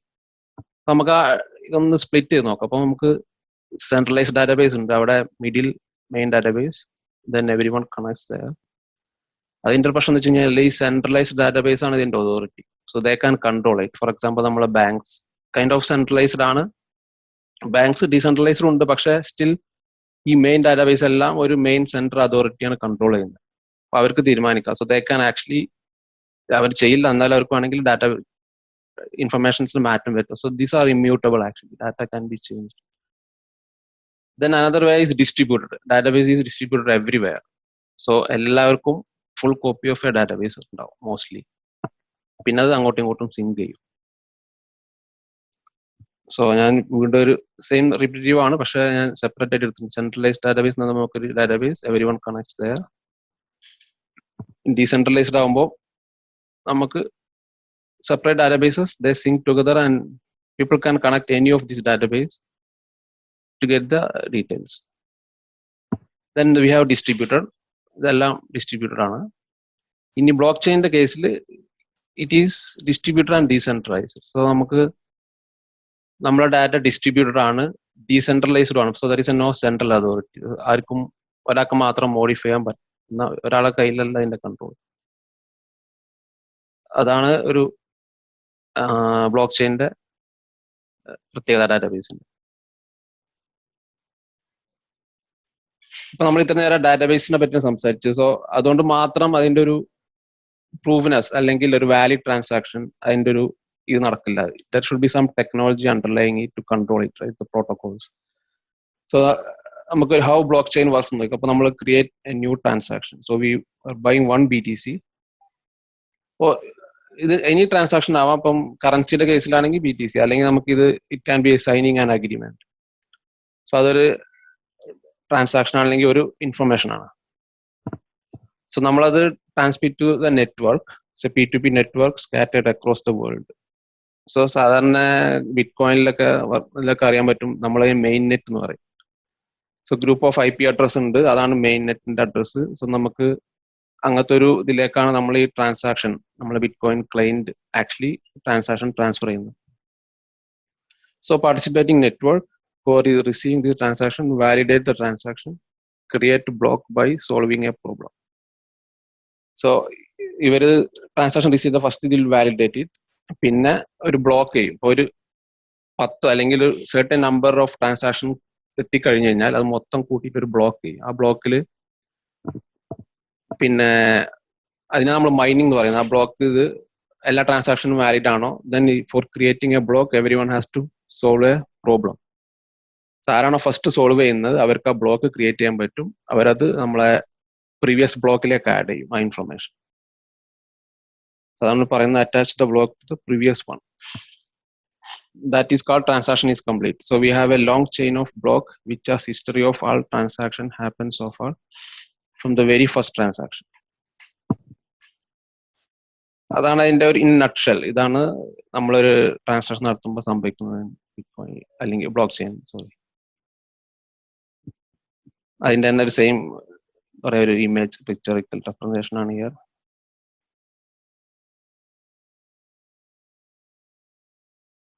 ഇനി അതിന്റെ സെക്യൂരിറ്റി പാർട്ട് നോക്കുകയാണെങ്കിൽ there is no central authority. Transactions are validated by cryptography, public and private keys. So that's why നമ്മൾ ക്രിപ്റ്റോ കറൻസി എന്ന് പറയാൻ കാരണം. By any one and every one who participating in the network, we call miners.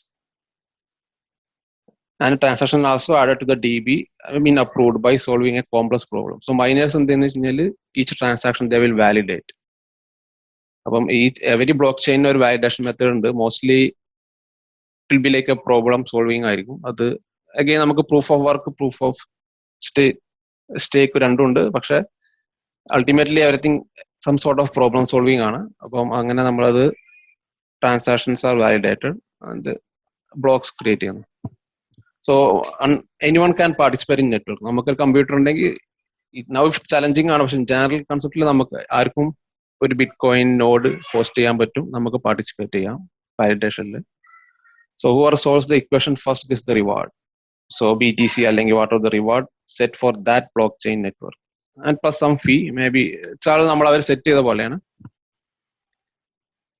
So more than 51% of the computers in the network need to agree on not only the version of software they are running but also on block and transaction validity. നമ്മൾ വിചാരിക്കും okay അപ്പോൾ എല്ലാവരും participate ചെയ്താൽ one guys can fake the software, he can fake transaction, I receive 1 million or like 10 Bitcoin whatever. പക്ഷെ അത് ബാക്കി എല്ലാ നോഡും അപ്രൂവ് ചെയ്യണം, at least 51% of the computers. So we have hundreds of thousands of nodes or computers in a blockchain, so it's almost impossible to happen. സാധാരണ ഇപ്പൊ ആരെങ്കിലും scammers വന്നാലും അവർക്ക് cannot actually override these mechanism. So നമ്മൾ once ഇത് എന്തെങ്കിലും ഒരു transaction ഔട്ടായാൽ we cannot recover it, it's done, there is no way we can change it. So it's all this implemented and managed by blockchain technology. So ആ software ആണ് ഇതെല്ലാം manage ചെയ്യുന്നത്. The whole process requires a huge computer resource and time, which make it almost impossible to hack or defraud the system. So ഒരാളോ അല്ലെങ്കിൽ ഒരു group of പീപ്പിളോ വിചാരിച്ചു കഴിഞ്ഞാൽ ഇത് ഡിഫ്രോഡ് ചെയ്യാൻ പറ്റില്ല.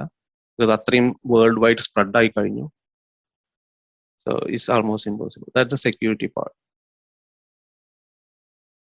Some other key points like it's transparent, public ledger is visible to everyone, so നമുക്ക് എല്ലാ ട്രാൻസാക്ഷൻസ് നമുക്ക് കാണാം. ഈവൻ അവിടെ ഒരു നമുക്ക് ഇതർ സ്കാൻ ഉണ്ട് for Ethereum, for bitcoin. I think a block scanner. അതിൽ നമുക്ക് ഫസ്റ്റ് ബ്ലോക്ക് ട്രാൻസാക്ഷൻ വരെ കാണാം. ഫസ്റ്റ് നമ്മളെ സതോഷി നാക്കമോട്ടോ ചെയ്ത ഫസ്റ്റ് ട്രാൻസാക്ഷൻ വരെ നമുക്ക് അതിനകത്ത് ട്രേസ് ചെയ്യാൻ പറ്റും. There are non-transparent ledgers also there. That is because of privacy concerns. Some coins decided to make it non-transparent. I mean, നമുക്ക് എങ്ങോട്ട് ട്രാൻസ്ഫർ നടന്നു കാണാൻ പറ്റില്ല. അങ്ങനെ കുറച്ച് കോയിൻസ് ഉണ്ട്. ഇമ്മ്യൂട്ടബിൾ ആണ് ഓഫ് കോഴ്സ്. വൺസ് നമ്മൾ ചെയ്ത് കഴിഞ്ഞാൽ നമുക്ക് ചേഞ്ച് ചെയ്യാൻ പറ്റില്ല. ഐ മീൻ വൺസ് ട്രാൻസാക്ഷൻ ചെയ്ത 1 ബിറ്റ് കോയിൻ അയച്ച പ്രോസസ് ചെയ്ത് കഴിഞ്ഞാൽ നമുക്ക് റിവേഴ്സ് ചെയ്യാൻ പറ്റില്ല. നമ്മൾ ക്രെഡിറ്റ് കാർഡ് ആണെങ്കിലും ബാങ്ക് ആണെങ്കിലും if you want we can actually charge back or reverse it. So there's always a doubt like difference between cryptocurrency and blockchain. So blockchain is nothing but an underlying technology used by cryptocurrencies. So it is depending on blockchain technology. So and also blockchain not just for the value transaction. നമ്മള് യൂസുഫായി പറഞ്ഞ പോലെ നമുക്കിത് പല options available ആണ്. ഇപ്പം നമുക്കിപ്പോൾ സൈനിങ്ങിന്, document സൈനിങ്ങിന്, smart contracts, NFTs, decentralised application, games and everything we can use for blockchain actually. അപ്പൊ നമ്മൾ അതിനകത്ത് എന്താണ്, ആർക്കും ചീറ്റിംഗ് നടക്കാൻ പറ്റത്തില്ല. വൺസ് നമ്മളിപ്പം പോയിന്റ്സ് കിട്ടി അല്ലെങ്കിൽ അസറ്റ്സ് ഏൺ ചെയ്ത് കഴിഞ്ഞാൽ that can never be changed. അത്രേ ഉള്ളൂ. പിന്നെ there is a very good YouTube video available by Gayatri Blue, some channel, I mean some YouTube channel. അവിടെ നല്ല വളരെ ഇൻഫോർമേറ്റീവ് ആയിട്ടുള്ള ഒരു ഇതാണ്. I would recommend to everyone watch it. Yeah, that's it. Tanvir. Thank you, Shibin. അപ്പോ ഇതിന്റെ technology block chain, ഇത് നിങ്ങൾക്ക് കൂടുതൽ കുറെ യൂട്യൂബ് വീഡിയോസ് അവൈലബിൾ ആണ്. നിങ്ങൾക്ക് പോയി കഴിഞ്ഞാൽ ഇത് എത്രത്തോളം വലുതാന്നുള്ളത് അപ്പം മനസ്സിലാവും. അടുത്തത് നമ്മൾ ഇൻവൈറ്റ് ചെയ്യുന്നത് ഇത്തീരിയം വേയിൽ നിന്ന് നമ്മൾ വിളിക്കുന്ന അലോഷി ആക്കസോട്ടോ എന്ന Ismail. Please take over the session. Hi everyone, കേൾക്കാമോ പറയുന്നത്? Yes yes. Okay, thank you for the intro. Ethereum വെയിൽ എന്നൊക്കെ വിളിക്കുന്നത്. എനിവേ, സോ മേ ബി ഞാൻ എത്തീരിയം ബ്ലോക്ക് ചെയിനിലെ ഡെവലപ്പറും ആണ്. സോ അതുകൊണ്ടായിരിക്കും അങ്ങനെ ഒരു വിശേഷം എനിക്ക് തന്നതെന്ന് തോന്നുന്നു. എനിവേ, അലോഷി എൻ്റെ ശരിക്കുള്ള പേരല്ല. ശരിക്കുള്ള ഐഡന്റിറ്റി വേണമെന്ന് എനിക്ക് തോന്നുന്നില്ല. കാര്യം ഐഡന്റിറ്റി അല്ല, ആശയമാണ് വലുത് എന്നാണ് ഞാൻ വിശ്വസിക്കുന്നത്, സതോഷിനെ പോലെ തന്നെ. അതുകൊണ്ടാണ് ഞാൻ അലോഷി എന്ന് പറഞ്ഞ പേരിൽ വന്നേക്കുന്നത്. എനിവേ, ഇതിലുള്ള കുറച്ച് പേർക്കെങ്കിലും അറിയാം ഞാൻ യഥാർത്ഥത്തിൽ ആരാണെന്നുള്ളത്. ഞാൻ 11 വർഷമായിട്ട് ഡെവലപ്മെന്റിലുള്ളതാണ്. ഒരു ഫുൾ സ്റ്റാക്ക് എഞ്ചിനീയർ ആണ്. റീസെന്റ് സ്മാർട്ട് കോൺട്രാക്ട് ഡെവലപ്മെന്റിലോട്ട് കടന്നിട്ടുണ്ട്. ഞാൻ ഒരു കമ്പനിക്ക് വേണ്ടിയിട്ടൊന്നും വർക്ക് ചെയ്യുന്നില്ല, പക്ഷെ ഒരു ഗ്രൂപ്പ് ഓഫ് ഇൻട്രസ്റ്റഡ് ആൾക്കാർക്ക് വേണ്ടിയിട്ട് ഞങ്ങൾ ഒരുമിച്ച് വർക്ക് ചെയ്യുന്ന കുറച്ച് പ്രൊജക്ട്സുകളുണ്ട്. ഞാൻ പഠിച്ചുകൊണ്ടിരിക്കുകയാണ്, ഒന്നും കംപ്ലീറ്റ് ആയിട്ടില്ല. അപ്പൊ എനിക്ക് തോന്നുന്നു എത്തേറിയത്തിനെ കുറിച്ച് അല്ലെങ്കിൽ എത്തേറിയം ബേസ്ഡ് EVM ബേസ്ഡ് ബ്ലോക്ക് ചെയിൻസിനെ കുറിച്ചൊക്കെ കുറച്ച് പറയാൻ പറ്റുമെന്ന് തോന്നുന്നു. ഫസ്റ്റ് എൻ്റെ അടുത്ത് ഡിസ്കസ് ചെയ്യാൻ പറഞ്ഞത് പ്രൂഫ് ഓഫ് വർക്കും അതുപോലെ തന്നെ പ്രൂഫ് ഓഫ് സ്റ്റേക്കും ആണ്. ഇപ്പൊ നമ്മള് പലപ്പോഴും കേട്ട് കാണും ഈ ബിറ്റ് കോയിൻ വർക്ക് ചെയ്യുന്നത് പ്രൂഫ് ഓഫ് വർക്കിലാണ്, കർഡാനോ വർക്ക് ചെയ്യുന്നത് പ്രൂഫ് ഓഫ് സ്റ്റേക്കിലാണ്, അല്ലെങ്കിൽ പോൾക്കഡോട്ട് വർക്ക് ചെയ്യുന്നത് പ്രൂഫ് ഓഫ് സ്റ്റേക്കിലാണ്, എത്തേറിയം പ്രൂഫ് ഓഫ് വർക്കിൽ നിന്ന് പ്രൂഫ് ഓഫ് സ്റ്റേക്കിലോട്ട് പോവാണ് എന്നൊക്കെ. എന്താണ് ഈ പ്രൂഫ് ഓഫ് വർക്കും പ്രൂഫ് ഓഫ് സ്റ്റേക്കും എന്നൊക്കെ കുറെ പേർക്കെങ്കിലും അറിയാം. എന്നാലും ഞാനൊരു വളരെ സിമ്പിൾ ആയിട്ട് പറയാം. ഈ പ്രൂഫ് ഓഫ് വർക്ക് അല്ലെങ്കിൽ പ്രൂഫ് ഓഫ് സ്റ്റേക്ക് എന്ന് പറയുന്നത് ഒരു കൺസെൻസസ് മെക്കാനിസം ആണ്. കൺസെൻസസ് എന്ന് പറയുമ്പോൾ ഒരു പെർട്ടിക്കുലർ കാര്യം ആ ബ്ലോക്ക് ചെയിനിലുള്ള നോഡുകൾ, ബ്ലോക്ക് ചെയിൻ മെയിൻറ്റെയിൻ ചെയ്യുന്ന നോഡുകൾ അംഗീകരിക്കുന്ന, അതായത് അതിനകത്തേക്ക് ഒരു പുതിയ ചേഞ്ച് വരുമ്പോൾ അത് അംഗീകരിക്കുന്ന ഒരു മെക്കാനിസം ആണ്. ഞാനൊരു എക്സാമ്പിൾ പറഞ്ഞാൽ, ഒരു വീട്ടില് 5 പേര് താമസിക്കുന്നുണ്ട് എന്ന് വിചാരിക്കുക. ഓക്കെ. ഒരു സ്ക്രീൻ ഷെയർ ചെയ്യുന്നുണ്ടോ അലോഷി? ഞാൻ ജസ്റ്റ് ഇപ്പൊ ഞാനൊരു വൈറ്റ് ബോർഡാണ് എനിക്ക് പ്രസന്റേഷൻ ഇല്ല, ഞാൻ വൈറ്റ് ബോർഡാണ് ഷെയർ ചെയ്യുന്നത്. അപ്പൊ എന്തെങ്കിലും ആവശ്യം ഉണ്ടെങ്കിൽ ഞാൻ അതിൽ ഡ്രോ ചെയ്തോളാം. ഓക്കെ.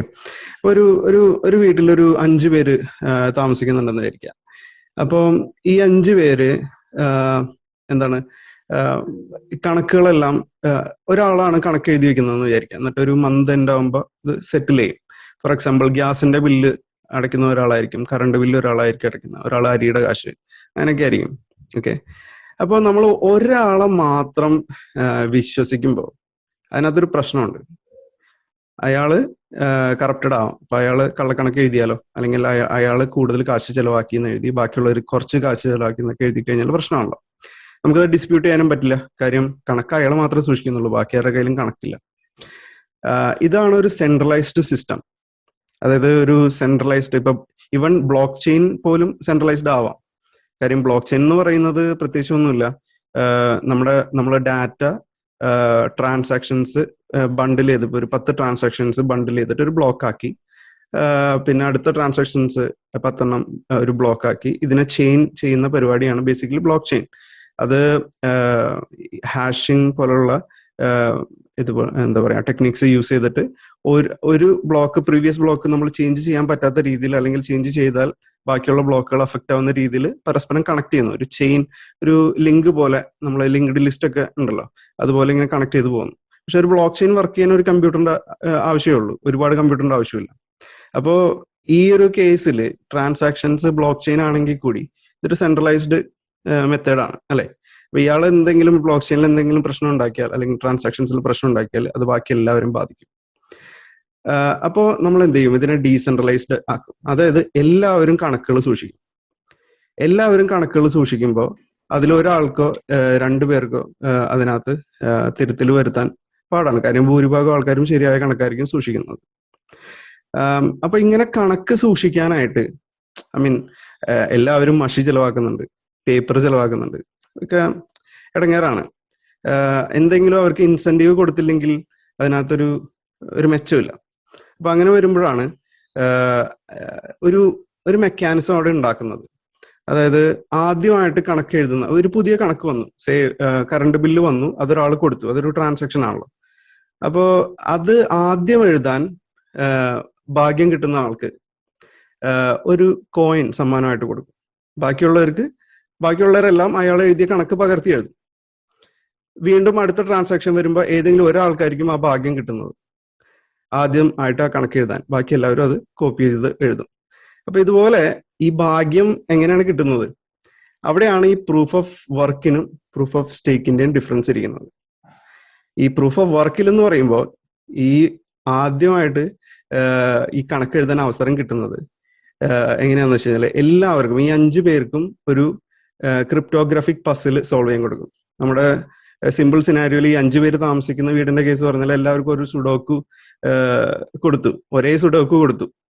ആ സുഡോക്കു എല്ലാവരും സോൾവ് ചെയ്യുന്നു. അതിലേറ്റവും ബുദ്ധിമാൻ അത് ആദ്യം ഇത് ചെയ്യുന്നു, എന്താ പറയാ, സോൾവ് ചെയ്യുന്നു, അയാൾക്ക് ആ സമ്മാനം കിട്ടുന്നു.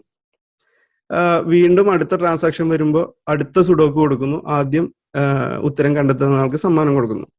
അപ്പോ എല്ലാവരും കൂടുതൽ ബുദ്ധിമാന്മാരാവാൻ വേണ്ടി മത്സരിക്കും തീർച്ചയായിട്ടും. ഇത് തന്നെയാണ് ആക്ച്വലി പ്രൂഫ് ഓഫ് വർക്കിൽ സംഭവിക്കുന്നത്. അതായത് ആദ്യം ഒരു പുതിയ ബ്ലോക്ക് ആദ്യമായിട്ട് ജനറേറ്റ് ചെയ്യാൻ അവസരം കിട്ടാൻ വേണ്ടിയിട്ട് ആ ബ്ലോക്ക് ചെയിൻസിലത്തെ എല്ലാ നോഡുകളും പരസ്പരം മത്സരിക്കുമ്പോൾ ഏറ്റവും കൂടുതൽ ഹാഷ് പവർ ഉള്ള, അതായത് പ്രോസസ്സിംഗ് പവർ ഉള്ള കമ്പ്യൂട്ടറിനായിരിക്കുമല്ലോ ആദ്യം അതിന്റെ ഉത്തരം കിട്ടുക. അപ്പോ കൂടുതൽ ഹാഷ് പവർ ആഡ് ചെയ്യാനായിട്ട് ബാക്കിയുള്ള കമ്പ്യൂട്ടേഴ്സും ബാക്കിയുള്ള നോഡുകളും നിർബന്ധിതരാകും. അല്ലെങ്കിൽ അവർ വെറുതെ കണക്കെഴുതി വയ്ക്കൽ മാത്രമേ ഉണ്ടാവുള്ളൂ, അവർക്ക് ഇൻസെന്റീവ് ഒന്നും കിട്ടൂല. അപ്പൊ അങ്ങനെ വരുമ്പോ ഈ പറയുന്ന പോലെ എല്ലാവരും പണിയെടുക്കുന്നുണ്ട്, അതിനകത്ത് എല്ലാവരും എനർജി യൂസ് ചെയ്യുന്നുണ്ട്. പക്ഷെ ഒരാൾക്ക് മാത്രമാണ് വിന്നിങ് കിട്ടുന്നുള്ളൂ, ബാക്കി എല്ലാവരുടെയും പണി എന്തായി? വേസ്റ്റ് ആയി. അപ്പോൾ അങ്ങനെ വരുമ്പോൾ ഒരു എനർജി ഇൻഎഫിഷ്യൻസി അവിടെ ഉണ്ടാവുന്നുണ്ട്. അതാണ് ഈ കുറെ കോലാഹലങ്ങൾക്ക് കാരണം. ബിറ്റ് കോയിൻ ഒരുപാട്, എന്താ പറയാ, മിക്ക രാജ്യങ്ങളുടെയും മൊത്തം ഇലക്ട്രിസിറ്റി യൂസേജിനേക്കാൾ കൂടുതൽ എനർജി യൂസ് ചെയ്യുന്നു. എന്നൊക്കെയുള്ള ആക്ഷേപം ഒക്കെ വരുന്നത് അവിടെ നിന്നാണ്. അതൊരു ആക്ഷേപം മാത്രമാണ്. ഞാൻ അതിനോട് യോജിക്കുന്നില്ല. കാരണം വെച്ചാൽ ഭൂരിഭാഗം ബിറ്റ് കോയിൻ മൈനിങ് നടക്കുന്നത് ക്ലീൻ എനർജി യൂസ് ചെയ്തിട്ടാണെന്നാണ് ഞാൻ വിശ്വസിക്കുന്നത്, എന്നാണ് കണക്കുകളൊക്കെ സൂചിപ്പിക്കുന്നത്. അപ്പോ എനിവേ, അങ്ങനെ ഒരു ആക്ഷേപം നിലവിലുണ്ട് പ്രൂഫ് ഓഫ് വർക്കിന്റെ കേസിൽ. എത്തേറിയം 1, അതായത് നമ്മളിപ്പോ കാണുന്ന എത്തേറിയം മെയിൻ നെറ്റും റൺ ചെയ്യുന്നത് പ്രൂഫ് ഓഫ് വർക്കിൽ തന്നെയാണ്. അതേസമയം മറ്റ് ബ്ലോക്ക് ചെയിനുകൾ, കർഡാനോ, പോൾക്കഡോട്ട്, അവലാഞ്ച്, ഫാൻറ്റം തുടങ്ങിയ ഒരുപാട് ചെയിനുകളുണ്ട്, സൊളാന, അവരെല്ലാം വർക്ക് ചെയ്യുന്നത് പ്രൂഫ് ഓഫ് സ്റ്റേക്കിലാണ്. സൊളാന പ്രൂഫ് ഓഫ് സ്റ്റേക്ക് അല്ല, പ്രൂഫ് ഓഫ് ഹിസ്റ്ററി എന്ന് പറഞ്ഞിട്ട് വേറെ മെത്തേഡാണ്, ഞാൻ ജസ്റ്റ് പറഞ്ഞോളൂ. എനിവേ, പ്രൂഫ് ഓഫ് സ്റ്റേക്കിൽ വരുമ്പോൾ എന്താ സംഭവിക്കുന്നത്? ഇതേ 5 പേരുടെ സിനാരിയോ തന്നെ എടുക്കാം.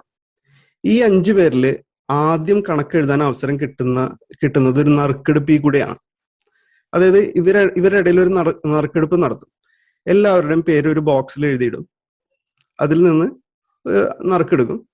അതിൽ കിട്ടുന്ന ആളുടെ പേര് ഏതാണോ അയാൾക്ക് ആദ്യമായിട്ട് കണക്കെഴുതാനുള്ള അവസരം കിട്ടും. അടുത്ത തവണ പുതിയൊരു ട്രാൻസാക്ഷൻ വരുമ്പോൾ വീണ്ടും ഒരു നറുക്കെടുപ്പ് നടത്തും. അതിൽ നിന്ന് ഒരാളുടെ പേര് കിട്ടും. അയാള് ആദ്യം കണക്കെഴുതും, ബാക്കി എല്ലാവരും പകർത്തി എഴുതും.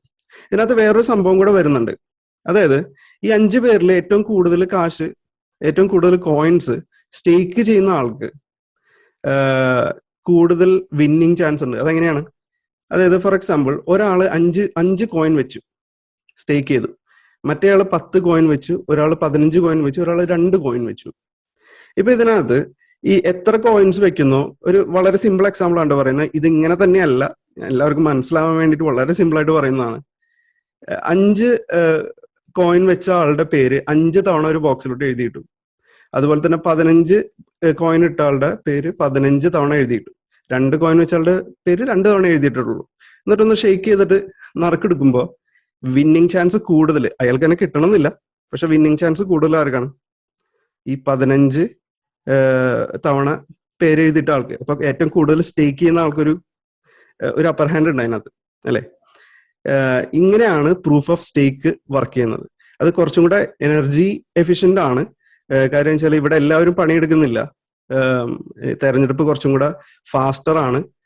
അതുകൊണ്ട് തന്നെ പ്രൂഫ് ഓഫ് സ്റ്റേക്ക് നെറ്റ്വർക്കുകൾ താരതമ്യേന പ്രൂഫ് ഓഫ് വർക്ക് നെറ്റ്വർക്കുകളേക്കാൾ ഒരു 99% കൂടുതൽ എനർജി എഫിഷ്യന്റും ഫാസ്റ്ററും ആയിരിക്കും. പക്ഷെ ഇവിടെ ഒരു ചെറിയ പ്രശ്നമുണ്ട്. ഈ പ്രൂഫ് ഓഫ് വർക്കില് ഒരു പുതിയ ആൾക്ക് ജോയിൻ ചെയ്യാനായിട്ട് ഈ സിസ്റ്റത്തിന്റെ പുറത്തുനിന്നുള്ള ഒരു സംഭവം കൊണ്ടുവന്നാൽ മതി. ഫോർ എക്സാമ്പിൾ, ഇപ്പൊ ഈ ബിറ്റ് കോയിന്റെ കേസിൽ ഒരു പുതിയ നോഡിന് നെറ്റ്വർക്കിലോട്ട് വരാനായിട്ട് അയാൾക്ക് സോഴ്സ് ചെയ്യേണ്ടി വരിക എന്തായിരിക്കും? കുറെ ഹാർഡ്വെയർ ആയിരിക്കും സോഴ്സ് ചെയ്യേണ്ടി വരിക, അല്ലാണ്ട് ബിറ്റ് കോയിൻ ഒന്നും സോഴ്സ് ചെയ്യേണ്ടി വരില്ല. അതേസമയം പ്രൂഫ് ഓഫ് സ്റ്റേക്കിൽ വരുമ്പോൾ എന്താണ്, നമ്മൾക്ക് അതിനകത്തേക്ക് കയറണമെങ്കിൽ നമ്മൾ ഓൾറെഡി ആ നെറ്റ്വർക്കിലുള്ള ആൾക്കാരുടെ കയ്യിൽ നിന്ന് ഈ പറയുന്ന കോയിൻസ് മേടിച്ചതിന് ശേഷമാണ് നമുക്ക് അതിനകത്ത് പാർട്ടിസിപ്പേറ്റ് ചെയ്യാൻ പറ്റുള്ളൂ. അപ്പോൾ അതിനകത്ത് ഒരു ചെറിയ ലെവൽ ഓഫ് മൊണോപ്പൊളി ഒക്കെ നടക്കാൻ ചാൻസ് ഉണ്ട്. പ്രൂഫ് ഓഫ് വർക്കാണ് ആ രീതിയിൽ നോക്കുമ്പോൾ കുറച്ചും കൂടെ ഫെയർ എന്ന് നമുക്ക് പറയാം.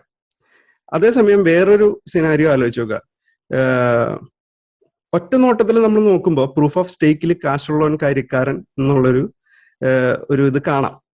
കാര്യം കൂടുതൽ കാശുള്ളവന് കൂടുതൽ കോയിൻസ് വാങ്ങിച്ച് സ്റ്റേക്ക് ചെയ്യാൻ പറ്റുള്ളൂ. അപ്പൊ അതുകൊണ്ട് അയാൾക്ക് കൂടുതൽ വിന്നിങ് ചാൻസ് ഉണ്ട്. അയാൾ വീണ്ടും പണക്കാരനായിക്കൊണ്ടിരിക്കുമെന്ന് നമുക്ക് വേണമെങ്കിൽ ഊഹിക്കാം. പക്ഷെ അത് തെറ്റാണ്. കാര്യം വെച്ചാല് ശരിക്കും നോക്കുകയാണെങ്കിൽ കൂടുതൽ കാശുള്ളവന് 2 നെറ്റ്വർക്കിലും ഒരേപോലെ അഡ്വാൻറ്റേജ് എടുക്കാം. പ്രൂഫ് ഓഫ് വർക്കിൽ കൂടുതൽ അഡ്വാൻറ്റേജ് എടുക്കാം. അങ്ങനെയാണ്, കൂടുതൽ കാശുള്ള ആൾക്ക് കൂടുതൽ ഹാർഡ്വെയർ, നല്ല പവർഫുൾ ഹാർഡ്വെയർ മേടിച്ച് വെക്കാൻ പറ്റും. അതുകൂടാതെ അയാൾക്കൊരു വോള്യൂം അഡ്വാൻറ്റേജും കിട്ടും. ഇപ്പൊ നമ്മളൊരു വീട്ടില് ഒരു മൈനർ വെച്ച് റൺ ചെയ്യുമ്പോൾ നമ്മുടെ ഇലക്ട്രിസിറ്റി ബില്ല്, അതുപോലെ തന്നെ നമ്മളെ ഹാർഡ്വെയറിന്റെ കോസ്റ്റ് ഒക്കെ നമുക്ക് റീറ്റെയിൽ പ്രൈസിലായിരിക്കും കിട്ടുന്നത്, അല്ലെ? അതേസമയം നമ്മളൊരു ലാർജ് മൈനിങ് ഫാം നടത്തുന്ന ഒരാളാണെങ്കിലോ, നമുക്ക് ഈ പറയുന്ന ലൊക്കേഷൻ, നമുക്ക് ഏറ്റവും ചീപ്പസ്റ്റ് ഇലക്ട്രിസിറ്റി കിട്ടുന്ന ലൊക്കേഷനിൽ നോക്കി നമ്മുടെ കമ്പനി സ്ഥാപിക്കാം. അതുപോലെ തന്നെ നമ്മൾക്ക് ഈ മൈനേഴ്സിന്റെ ഓർഡർ കൊടുക്കുമ്പോൾ ബൾക്കായിട്ടാണ് ഓർഡർ കൊടുക്കുന്നത്. അതുകൊണ്ട് തന്നെ നമുക്ക് ചീപ്പർ പ്രൈസിന് ഹാർഡ്വെയർ കിട്ടും.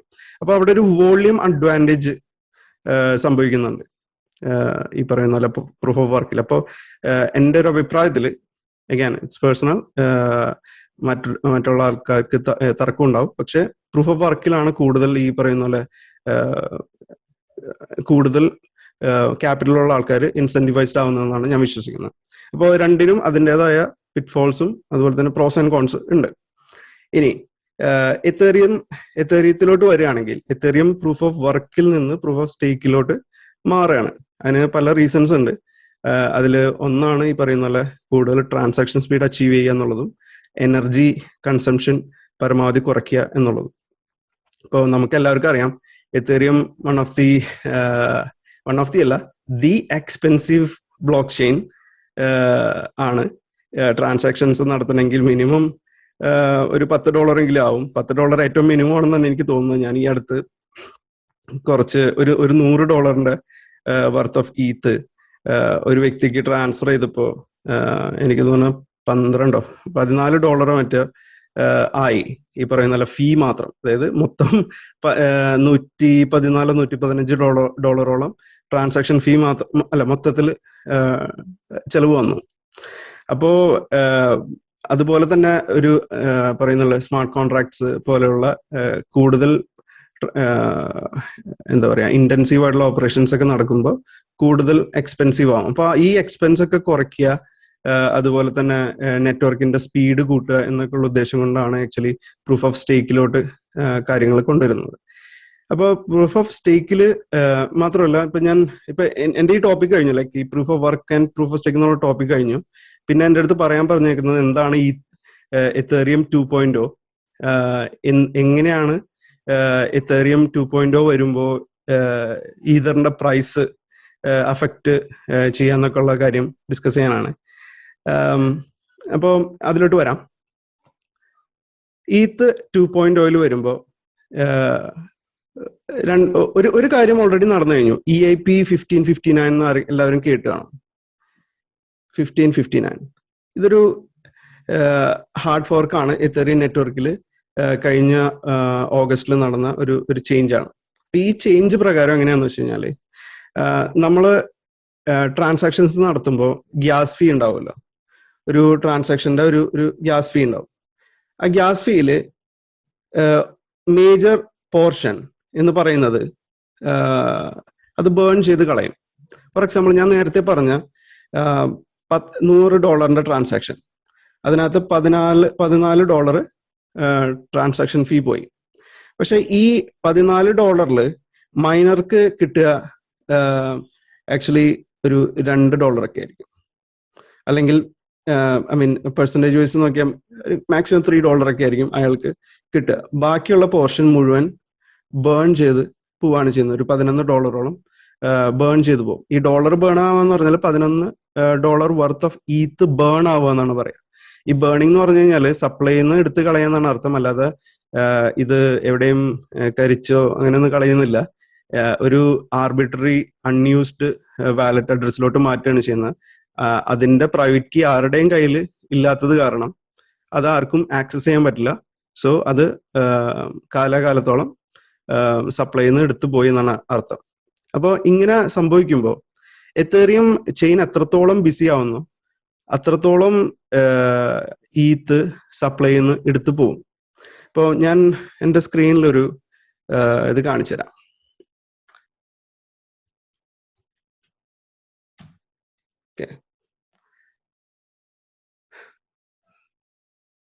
ഓക്കെ, എത്തേറിയത്തിന് മാക്സിമം സപ്ലൈ ഷെയർ ചെയ്യുന്നുണ്ടോ? ആ, സ്ക്രീൻ കാണുന്നുണ്ടോ? ഇല്ല, കാണുന്നില്ല. ഓക്കെ, യാ, യെസ്, ഇപ്പൊ സോറി, ഞാനിപ്പോ ഇത്രയും നേരം ഞാൻ വൈറ്റ് ബോർഡിൽ ചെയ്യുന്നുണ്ടായിരുന്നു, ഒന്നും കണ്ടില്ല. അത് ഓക്കെ, ഫൈൻ, ശരി, സോറി. ഇപ്പം ഇതാണ് ഞാൻ കാണിക്കാൻ ഉദ്ദേശിച്ചത്. ഓക്കെ, ബിറ്റ് കോയിൻ നമുക്ക് എല്ലാവർക്കും അറിയാം. ഇതിന്റെ മാക്സിമം ഇതെന്ന് പറയുന്നത് സപ്ലൈ എന്ന് പറയുന്നത് എത്രയാണ്? 21 മില്യൺ ആണ്, അല്ലെ?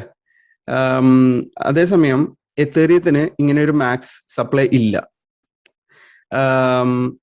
എത്തേറിയം ഇൻഫ്ലേഷണറി ആണ്. അതായത് പുതിയ പുതിയ ബ്ലോക്കുകൾ ജനറേറ്റ് ചെയ്യുമ്പോൾ ഞാൻ നേരത്തെ പറഞ്ഞ പോലെ ഓരോ ട്രാൻസാക്ഷൻസ് വരും. അപ്പൊ അതിൽ ഒരു സർട്ടൻ നമ്പർ ഓഫ് ട്രാൻസാക്ഷൻസ് ബണ്ടിൽ ചെയ്ത് ബ്ലോക്ക് ഉണ്ടാക്കും. നേരത്തെ ഷിബിൻ ബ്രോ പറഞ്ഞ പോലെ അങ്ങനെ ബ്ലോക്ക് ഉണ്ടാക്കുമ്പോൾ ബ്ലോക്ക് റിവാർഡ് പ്രൊഡ്യൂസ് ചെയ്യും. ആ ബ്ലോക്ക് റിവാർഡ് സപ്ലൈയിലോട്ട് വരും.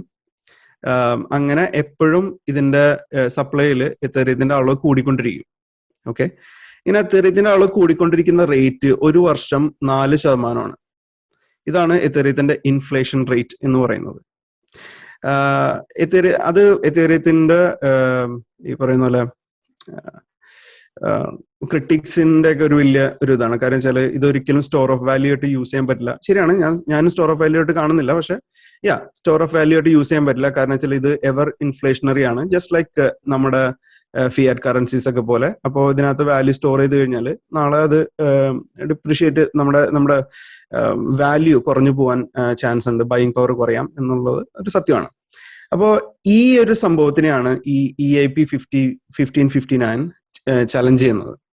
അതായത് ഇപ്പോഴത്തെ ബേൺ റേറ്റ് അനുസരിച്ചിട്ട് ഞാൻ നേരത്തെ പറഞ്ഞ പോലെ ഒരു ബ്ലോക്ക് ജനറേറ്റ് ചെയ്യുമ്പോൾ ഓക്കെ, ഞാനൊരു സംഭവം കാണിച്ചു തരാം.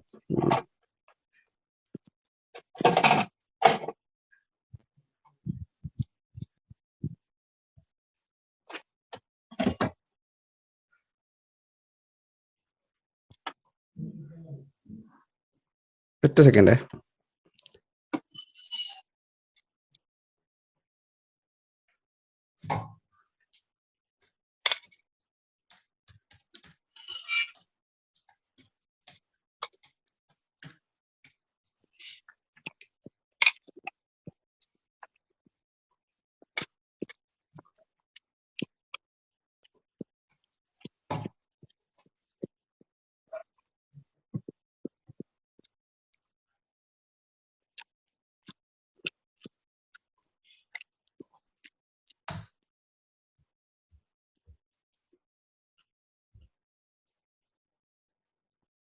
ഈ ഒരു ആനിമേഷൻ കണ്ടു കഴിഞ്ഞാൽ ഇത് ലൈവായിട്ട് ബ്ലോക്ക് ചെയിനിൽ നിന്ന് ഡാറ്റ എടുത്തിട്ട് കാണിക്കുന്ന ഒരു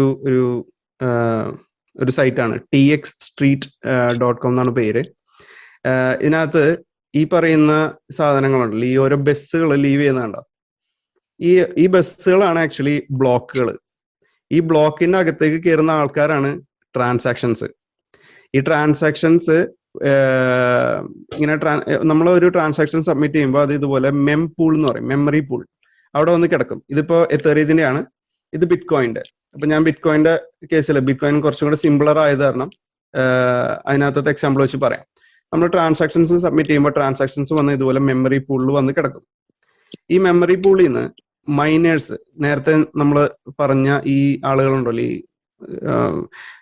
എന്താ പറയാ മെഷീൻസ് ഓപ്പറേറ്റ് ചെയ്യുന്ന ആളുകൾ, അവര് നിശ്ചിത നമ്പർ ട്രാൻസാക്ഷൻസിനെ എടുത്തിട്ട് ബണ്ടിൽ ചെയ്ത് ബ്ലോക്ക് ആക്കും.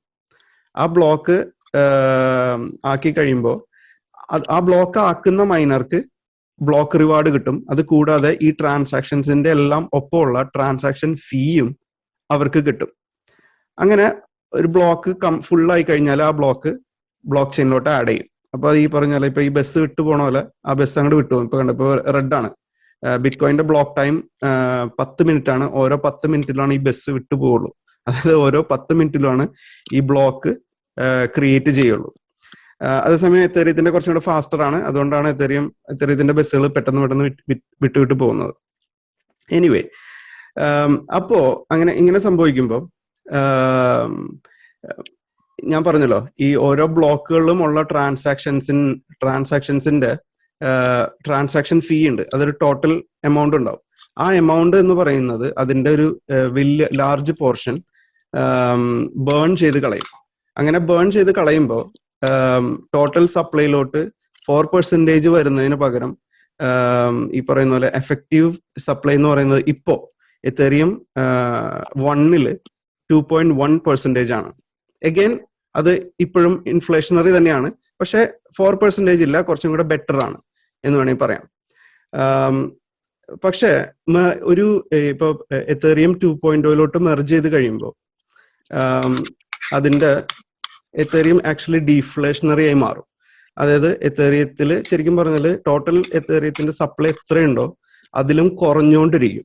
ഇപ്പൊ ഈ അതായത് അടുത്ത Q1 2022 അവർ ഷെഡ്യൂൾ ചെയ്തേക്കുന്നത്. ഇപ്പൊ എത്തേറിയം സാധാരണ എല്ലാ കാര്യങ്ങളും വൈകാറുണ്ട്. അപ്പൊ അത് വെച്ച് നോക്കുമ്പോൾ ഒരു Q2 2022 എങ്കിലും പ്രതീക്ഷിക്കാം ഈ പറയുന്ന ഈ മെർജ് നടന്നു കഴിഞ്ഞാൽ എത്തേറിയം ഡീഫ്ലേഷണറി ആയി മാറിക്കൊണ്ടിരിക്കും. അതായത് -2.1 ആയിരിക്കും അതിന്റെ inflation rate. That means deflationary. അതെങ്ങനെയാ സംഭവിക്കുന്നതെന്ന് വെച്ച് കഴിഞ്ഞാൽ നമ്മൾ ഈ കാണുന്ന ഈ ബസ് ഉണ്ടല്ലോ, ആ ബസ്സിന്റെ വലിപ്പം കൂടുതലായിരിക്കും, കുറച്ചുകൂടെ വലിയ ബസ്സുകളായിരിക്കും ഉണ്ടാവുക. വലിയ ബസ്സിലാവുമ്പോൾ അതായത് വലിയ ബ്ലോക്കുകളിലാവുമ്പോൾ കൂടുതൽ ട്രാൻസാക്ഷൻസ് കയറിക്കൂടും. അപ്പൊ കൂടുതൽ ട്രാൻസാക്ഷൻസ് കയറി കൂടുമ്പോൾ എന്ത് സംഭവിക്കുക, അതിൽ നിന്ന് മൊത്തം എക്സ്ട്രാക്ട് ചെയ്തെടുക്കുന്ന ട്രാൻസാക്ഷൻ കോസ്റ്റ് എന്ന് പറയുന്നത് കൂടുതലായിരിക്കും. ആ ട്രാൻസാക്ഷൻ കോസ്റ്റിൽ ഒരു ഭൂരിഭാഗം ബേൺ ചെയ്ത് കളയും. അതേസമയം ബ്ലോക്ക് റിവാർഡ് എപ്പോഴാ ജനറേറ്റ് ചെയ്യുക, ഈ പറയുന്ന പോലെ ഈ ഒരു വലിയ ബസ് പോയി കഴിയുമ്പോഴായിരിക്കും ജനറേറ്റ് ചെയ്യുക. അപ്പോൾ അതായത് ആ ബ്ലോക്ക് ചെയിനിലോട്ട് ആഡ് ചെയ്ത് കഴിയുമ്പോൾ, അപ്പൊ ബ്ലോക്ക് റിവാർഡിനേക്കാൾ കൂടുതൽ ഫീ ബേണിംഗ് അവിടെ നടക്കും. മനസ്സിലായില്ലേ? ഇപ്പൊ ഒരു ബ്ലോക്ക് ചെയിനിലോട്ട് ആഡ് ചെയ്യുമ്പോൾ ആ മൈനർക്ക് ഒരു 10 ETH സമ്മാനമായിട്ട് കിട്ടണമെന്ന് വിചാരിക്കുക. പക്ഷെ ആ ഒരു ബ്ലോക്കിന്റെ അകത്ത് തന്നെ ഒരു 15 ETH ബേൺ ആയി പോകുന്നുണ്ടെങ്കിൽ എന്ത് സംഭവിക്കും? എഫക്റ്റീവ്ലി മൊത്തം ടോട്ടൽ സപ്ലൈയിലുള്ള എത്തേറിയം കുറഞ്ഞുകൊണ്ടിരിക്കും. ഇപ്പൊ ഞാൻ ഈ കാണിക്കുന്ന ഡാറ്റ ഒരു എന്താ പറയാ, ഒരു എവിടെന്നെങ്കിലും കുറെ നമ്പേഴ്സ് കൊണ്ടുവന്ന് ആഡ് ചെയ്ത് കാണിക്കുന്ന ഡാറ്റയല്ല. ഇതും അതുപോലെ തന്നെ ഇതെല്ലാം ബ്ലോക്ക് ചെയിനിൽ നിന്ന് ലൈവായിട്ട് സിങ്ക്രണൈസ് ചെയ്തെടുക്കുന്ന ഡാറ്റയാണ്. ഇപ്പോൾ ഈ ultrasound.money പോയി കഴിഞ്ഞാൽ നിങ്ങൾക്ക് കാണാൻ പറ്റും. ഈ പറയുന്ന പോലെ കഴിഞ്ഞ 1 മണിക്കൂറിൽ മാത്രം ബേൺ ചെയ്തത് 634.88 ETH ആണ്. കഴിഞ്ഞ 24 മണിക്കൂറിൽ ബേൺ ചെയ്തത് 14,000 ഇത്രയും ഇതാണ്. ടോട്ടൽ ഇതുവരെ ഓൾമോസ്റ്റ് 700,000 ETH സപ്ലൈ നിന്ന് എടുത്തു പോയിട്ടുണ്ട്. And it's only going to go up when ETH 2.0 comes. പിന്നെ അതുപോലെ തന്നെ നിങ്ങൾക്ക് എല്ലാവർക്കും അറിയാം, റൗൾ പോൾ എന്ന് പറയുന്ന ഒരു ഇൻവെസ്റ്റർ, അത്യാവശ്യം നല്ല ഫേമസ് ആണ്, എക്സ് ഗോൾഡ്മാൻ സാക്സ് ഒക്കെയാണ്. അപ്പൊ പുള്ളിയുടെ ഒരു പ്രഡിക്ഷൻ എന്ന് പറയുന്നത് അത് ശരി തന്നെയാണ്. ഇപ്പൊ നമ്മൾ നേരത്തെ പറഞ്ഞ കേസിൽ പ്രൂഫ് ഓഫ് സ്റ്റേക്കിൽ വരുമ്പോൾ, പ്രൂഫ് ഓഫ് സ്റ്റേക്കില് ഈ മൈനേഴ്സ് എന്ന് പറയുന്ന ആൾക്കാർ, അവരെ വാലിഡേറ്റേഴ്സ് എന്നാണ് പ്രൂഫ് ഓഫ് വർക്കിൽ വിളിക്കുക. പക്ഷെ നമുക്ക് സൗകര്യത്തിന് മൈനേഴ്സ് തന്നെ വിളിക്കാം. ഈ മൈനേഴ്സ് അവര് കണ്ടിന്യൂസ്ലി അവർക്ക് കിട്ടുന്ന കോയിൻസ് മാർക്കറ്റിലോട്ട് ഡംപ് ചെയ്യില്ല. എന്താ കാരണം? പ്രൂഫ് ഓഫ് വർക്കിൽ എന്ന് പറയുമ്പോൾ അവർക്ക് ഒരുപാട് ഇലക്ട്രിസിറ്റി ബില്ല് അടയ്ക്കാനുണ്ടാവും. അവരുടെ ഈ പറയുന്ന ഇൻഫ്രാസ്ട്രക്ചർ മെയിൻറ്റെയിൻ ചെയ്യാനായിട്ട് ഒരുപാട് കോസ്റ്റ് ഉണ്ടാവും. അങ്ങനെ അവരെപ്പോഴും ഓൾവേസ് ദേ നീഡ് മണി, അല്ലെ? അപ്പോ അങ്ങനെ വരുമ്പോൾ അവർക്ക് ഈ ബ്ലോക്ക് റിവാർഡായിട്ട് കിട്ടുന്ന കോയിൻസ് അത് അവർക്ക് എപ്പോഴും അതിൽ കോൺസ്റ്റന്റ് ആയിട്ട് കുറച്ച് പോർഷൻ എപ്പോഴും സെല് ചെയ്യേണ്ടി വരും. അപ്പൊ മാർക്കറ്റിൽ എപ്പോഴും കോൺസ്റ്റന്റ്ലി ഒരു സെൽ പ്രഷർ ഉണ്ടാവും. നമ്മൾ കിട്ടുന്ന കോയിൻസ് സൂക്ഷിച്ചു വെച്ചാൽ അത് അപ്രിഷിയേറ്റ് ചെയ്യും എന്നതല്ലാതെ ഈ കോയിൻസ് സൂക്ഷിച്ചു വെക്കാൻ വേറെ ഒരു ഇൻസെന്റീവും അവർക്കില്ല. ആ ഒരു ഇൻസെന്റീവ് മാത്രമേ ഉള്ളൂ. അതേസമയം പ്രൂഫ് ഓഫ് സ്റ്റേക്കിലോട്ട് വരുമ്പോൾ ഈ പറയുന്ന കിട്ടുന്ന ബ്ലോക്ക് റിവാർഡായിട്ട് കിട്ടുന്ന കോയിൻസ് അവർക്ക് മാർക്കറ്റിലോട്ട് എപ്പോഴും ഇറക്കേണ്ടി വരില്ല. അതിന്റെ ഒന്നാമത്തെ റീസൺ എന്ന് പറയുന്നത് 99% പ്രൂഫ് ഓഫ് വർക്കിനേക്കാൾ proof of stake energy efficient ആണ്. മാത്രമല്ല വലിയ ഒരുപാട് ഗ്രാഫിക് കാർഡുകളും വലിയ പ്രോസസ്സിങ്ങും ഉള്ള മറ്റേ മൈനിങ് റിഗുകളൊന്നും വേണ്ട. സാധാരണ ഒരു കമ്പ്യൂട്ടർ മതി പ്രൂഫ് ഓഫ് സ്റ്റേക്കിൽ പാർട്ടിസിപ്പേറ്റ് ചെയ്യാനായിട്ട്. സാധാരണ നമ്മളൊക്കെ യൂസ് ചെയ്യുന്ന പോലത്തെ ഒരു i7 കമ്പ്യൂട്ടറും അത്യാവശ്യം ഹാർഡ് ഡിസ്ക് സ്പേസും ഒക്കെ ഉണ്ടെങ്കിൽ പ്രൂഫ് ഓഫ് സ്റ്റേക്കിൽ പങ്കെടുക്കാം. അപ്പൊ അതുകൊണ്ട് തന്നെ മെയിൻ്റനൻസ് കോസ്റ്റ് വളരെ കുറവാണ്. അപ്പൊ അവർക്ക് എപ്പോഴും സെല് ചെയ്യേണ്ടി വരില്ല. ഇനി രണ്ടാമത്തെ ഒരു അഡ്വാൻറ്റേജ് എന്താണ്? ഞാൻ നേരത്തെ പറഞ്ഞ പോലെ നമ്മൾ ഏറ്റവും കൂടുതൽ സ്റ്റേക്ക് ചെയ്താൽ എത്രയും കൂടുതൽ നമ്മൾ സ്റ്റേക്ക് ചെയ്യുന്നു അത്രയും കൂടുതൽ നമുക്ക് വിന്നിങ് ചാൻസ് കൂടും. അപ്പോൾ രണ്ടാമത്തെ ഒരു ഇൻസെന്റീവ് കൂടിയായി ഈ കോയിൻ കീപ്പ് ചെയ്യാനായിട്ട്. വാല്യൂ അപ്രിഷിയേറ്റ് ചെയ്യും എന്നുള്ളത് കൂടാതെ കൂടുതൽ കോയിൻസ് സ്റ്റേക്ക് ചെയ്താൽ വീണ്ടും വിന്നിങ് ചാൻസ് കൂടി കൂടുതൽ റിവാർഡ് കിട്ടാൻ സാധ്യതയുണ്ട്. അപ്പൊ അതുകൊണ്ട് തന്നെ ഇപ്പം റൗൾ പോളിന്റെ അഭിപ്രായത്തില് മൊത്തം സപ്ലൈയുടെ വെറും 11% എത്തേറിയം മാത്രമാണ് ഈ എത്തേറിയം 2.0 വന്നു കഴിയുമ്പോൾ സപ്ലൈയിൽ ഉണ്ടാവുള്ളൂ. എത്തേറിയം നമുക്കറിയാം എന്തുകൊണ്ടാണ് എക്സ്പെൻസീവ് എന്നുള്ളത്. അത്രയധികം ട്രാൻസാക്ഷൻസ് ആണ് എത്തേറിയത്തിൽ അറ്റ് എ ടൈം സംഭവിച്ചുകൊണ്ടിരിക്കുന്നത്. അപ്പോൾ ഈ ബ്ലോക്ക് സ്പേസിന്റെ ഡിമാൻഡ് വളരെ കൂടുതലാണ്. നിങ്ങൾ താഴേക്ക് ഒന്ന് സ്ക്രോൾ ചെയ്ത് നോക്കിയാൽ മനസ്സിലാവും എത്രത്തോളം ഡിമാൻഡ് എത്തേറിയത്തിന് ഉണ്ടെന്നുള്ളത്. കണ്ടല്ലേ, ഞാൻ കീപ്പ് ഓൺ സ്ക്രോളിംഗ് ആണ്. ഇത്രയധികം ട്രാൻസാക്ഷൻസ് വെയിറ്റിംഗ് ആണ്. അതുകൊണ്ടാണ് ഈ പറയുന്ന ബ്ലോക്ക് സ്പേസിന് ഇത്ര ഡിമാൻഡ് ഉള്ളത് കൊണ്ടാണ് ഇത്രയും ഫീ എത്തേറിയത്തിലാവുന്നത്. ഓക്കെ, അപ്പൊ ഇത്രയും ഡിമാൻഡ് എത്തേറിയത്തിൽ നിലനിൽക്കുകയും അതേസമയം ഓൺലി 11% ഈത്ത് മാത്രം മാർക്കറ്റിൽ ഉണ്ടാവുന്ന അവസ്ഥയും ഒന്ന് ആലോചിക്കുക. Simple supply and demand, the price is going to skyrocket അല്ലെ. ആ ഒരു ഇതാണ് ഈത്ത് 2 വരുമ്പോൾ ഈ പറയുന്ന എക്സ്പേർട്സ് കാണുന്നത്. ഞാനും അത് തന്നെയാണ് വിശ്വസിക്കുന്നത്. എനിവേ, പക്ഷെ അപ്പൊ നമ്മൾ വിചാരിക്കും ഇപ്പൊ ഈത്തിന്റെ വില കൂടും, ട്രാൻസാക്ഷൻ ഫീ ഇതേപോലെ തന്നെ നിലനിന്ന് കഴിഞ്ഞാല് ഒരുപാട് എക്സ്പെൻസീവ് ആയിരിക്കില്ല, അപ്പൊ ആൾക്കാർ വേറെ ചെയിൻസ് നോക്കി പോലെ. ഓഫ് കോഴ്സ് കുറെ ആൾക്കാർ വേറെ ചെയിൻസ് നോക്കി പോകും. പക്ഷേ ട്രാൻസാക്ഷൻ ഫീ ഒരുപാടൊന്നും കുറയാൻ പോകുന്നു ഞാൻ വിശ്വസിക്കുന്നില്ല. പക്ഷെ കുറയും. അതെങ്ങനെയാന്ന് വെച്ച് കഴിഞ്ഞാല് എത്തേറിയം എന്ന് പറയുന്നത് ഇപ്പൊ ഈ ഒരൊറ്റ ചെയിനാണ്, ഒരൊറ്റ ബ്ലോക്ക് ചെയിൻ ആണ് എത്തേറിയം മെയിൻ നെറ്റ് എന്ന് പറയുന്നത്. അതേസമയം എത്തേറിയം 2.0 എന്ന് പറയുന്നത് ഒരു ഒറ്റ ചെയിൻ അല്ല. It's actually 1 beacon chain plus 64 shard chains. അതായത് ഒരു ഹൈവേക്ക് പകരം, അതായത് നല്ല തിരക്കുള്ള ഒരു ഹൈവേയിലത്തെ തിരക്ക് ഒഴിവാക്കാനായിട്ട് പാരലലി 64 ഹൈവേസ് പണിത് എങ്ങനെ ഇരിക്കും, അതുപോലെ ഇരിക്കും എത്തേറിയം 2.0 വരുമ്പോൾ. അതായത് ഹൈലി ഫാസ്റ്റ് ആയിരിക്കും, ഹൈലി എഫിഷ്യന്റ് ആയിരിക്കും, കോസ്റ്റ് കുറവായിരിക്കും. ഇതിലും കൂടുതൽ ട്രാൻസാക്ഷൻസ്, ഇപ്പൊ നടക്കുന്നതിലും കൂടുതൽ ട്രാൻസാക്ഷൻസ് നടക്കുകയും ചെയ്യും, കൂടുതൽ ഫീ ബേൺ ആവുകയും ചെയ്യും. അതേസമയം കൺജസ്റ്റഡും ആയിരിക്കില്ല. അങ്ങനെ വരുമ്പോൾ ഈ പറയുന്ന എത്തേറിയത്തിന്റെ ടാർഗറ്റ് സ്പീഡ് അവർ തിയറിറ്റിക്കലി പറയുന്നത് 100,000 ട്രാൻസാക്ഷൻ പെർ സെക്കൻഡ് ആണ്. ഇപ്പൊ ഉള്ളത് വെറും 10 ട്രാൻസാക്ഷൻസ് പെർ സെക്കൻഡ് ആണ്. അത് 100,000 ട്രാൻസാക്ഷൻ പെർ സെക്കൻഡ് ആണ് ആന്റിസിപ്പേറ്റ് ചെയ്യുന്നത് എത്തേറിയം 2.0 വരുമ്പോൾ. So obviously they are going to compete with all the faster chains, quote unquote, out there like Solana and whatever. Cardano ഒക്കെ ഇനി പ്രൂവ് ആയിരിക്കുന്ന സാധനമാണ്. അതുപോലെ തന്നെയുള്ള ചെയിൻസിനൊക്കെ ടൈറ്റ് കോമ്പറ്റീഷൻ തന്നെ കൊണ്ടുവരുന്നു ഞാൻ വിശ്വസിക്കുന്നുണ്ട്. അതുപോലെ എത്തേറിയം എന്ന് പറയുന്നത് അതിന് വേറൊരു അഡ്വാൻറ്റേജ് ഉണ്ടല്ലോ, ഫസ്റ്റ് മൂവർ അഡ്വാൻറ്റേജ് ഉണ്ട്. ഒരുപാട് ഇക്കോസിസ്റ്റം, ഇപ്പൊ like thousands of decentralised apps already ഉണ്ട്, ഒരുപാട് യൂസർ ബേസ് ഉണ്ട്. ആ നെറ്റ്വർക്ക് എഫക്റ്റ് ഒന്നും ഈ അടുത്തൊന്നും പോകാൻ പോകുന്നില്ല. സോ ടൈറ്റ് കോമ്പറ്റീഷൻ തന്നെ ആയിരിക്കും. Anyway, the space is going to grow. എല്ലാ ചെയിൻസിനും അവർക്ക് മാർക്കറ്റ് ഷെയർ ഉണ്ടാക്കാൻ പറ്റും. ഇപ്പൊ ഉള്ള മാർക്കറ്റ് ആയിരിക്കില്ല ഇനി ഒരു 2-3 വർഷം കഴിഞ്ഞ് കഴിഞ്ഞാൽ ഇത് എക്സ്പോണൻഷ്യലി ഗ്രോ ആവും. ആ ഗ്രോ ആവുമ്പോൾ എല്ലാ ബ്ലോക്ക് ചെയിൻസിനും സക്സസ് ആവാൻ, ഇതിനകത്ത് വിന്നേഴ്സ് ഓർ ലൂസേഴ്സ് ഉണ്ടാവുമെന്ന് ഞാൻ വിശ്വസിക്കുന്നില്ല. Everybody will be winners. കാര്യം എന്താണ്, ഇപ്പൊ ഓൾറെഡി 1 or maybe between 1 or 2% of the whole population of the planet ആണ് അറ്റ്ലീസ്റ്റ് ബ്ലോക്ക് ചെയിൻ ടെക്നോളജി ആയിട്ട് ഒന്ന് ഇന്ററാക്ട് ചെയ്യുന്നുള്ളൂ.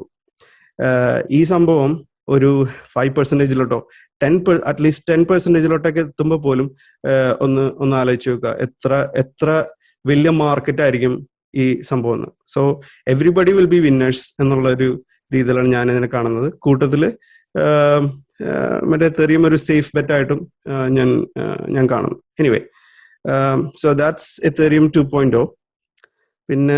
പിന്നെന്താണ് എൻ്റെ അടുത്ത് പറയാൻ പറഞ്ഞത്? ഒരു സെക്കൻഡ്. ഓക്കെ, ബാക്കി ഞാൻ സമയം ഒരുപാട് എടുക്കുന്നില്ല. ഇനി എന്തെങ്കിലും ക്വസ്റ്റ്യൻസ് ഉണ്ടെങ്കിൽ നമുക്ക് Q&A സെഷനിൽ കാണാം. Thank you very much. Thank you Aloshi. അത് ഭയങ്കര ഹെൽപ്ഫുൾ ആയ സെഷൻ ആയിരുന്നു. ഇത്തിരത്തിനെ കുറിച്ചും ഇത്തരം എങ്ങനെയാണ് 2.0 എങ്ങനെയാണ് ചേഞ്ച് ക്രിപ്റ്റോ ഇൻഡസ്ട്രി തന്നെ ചേഞ്ച് വരാൻ പോകുന്നെന്ന് നമുക്ക് സിമ്പിൾ വേർഡ്സിൽ പറഞ്ഞതിന് നന്ദി.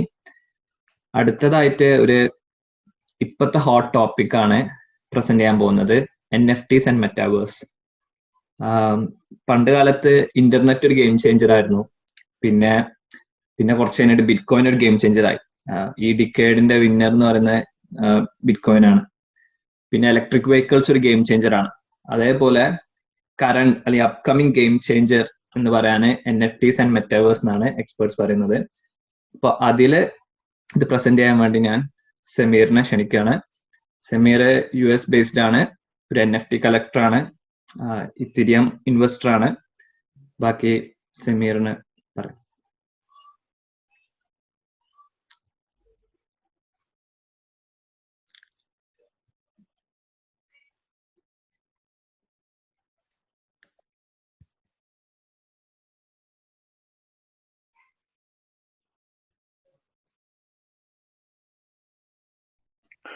ഹലോ, കേൾക്കുന്നില്ലേ?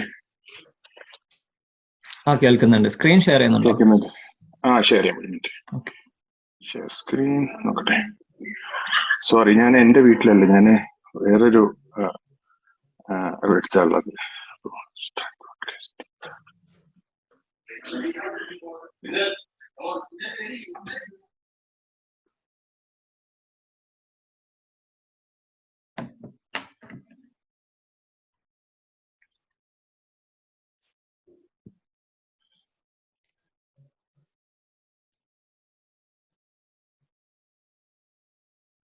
Yes, okay.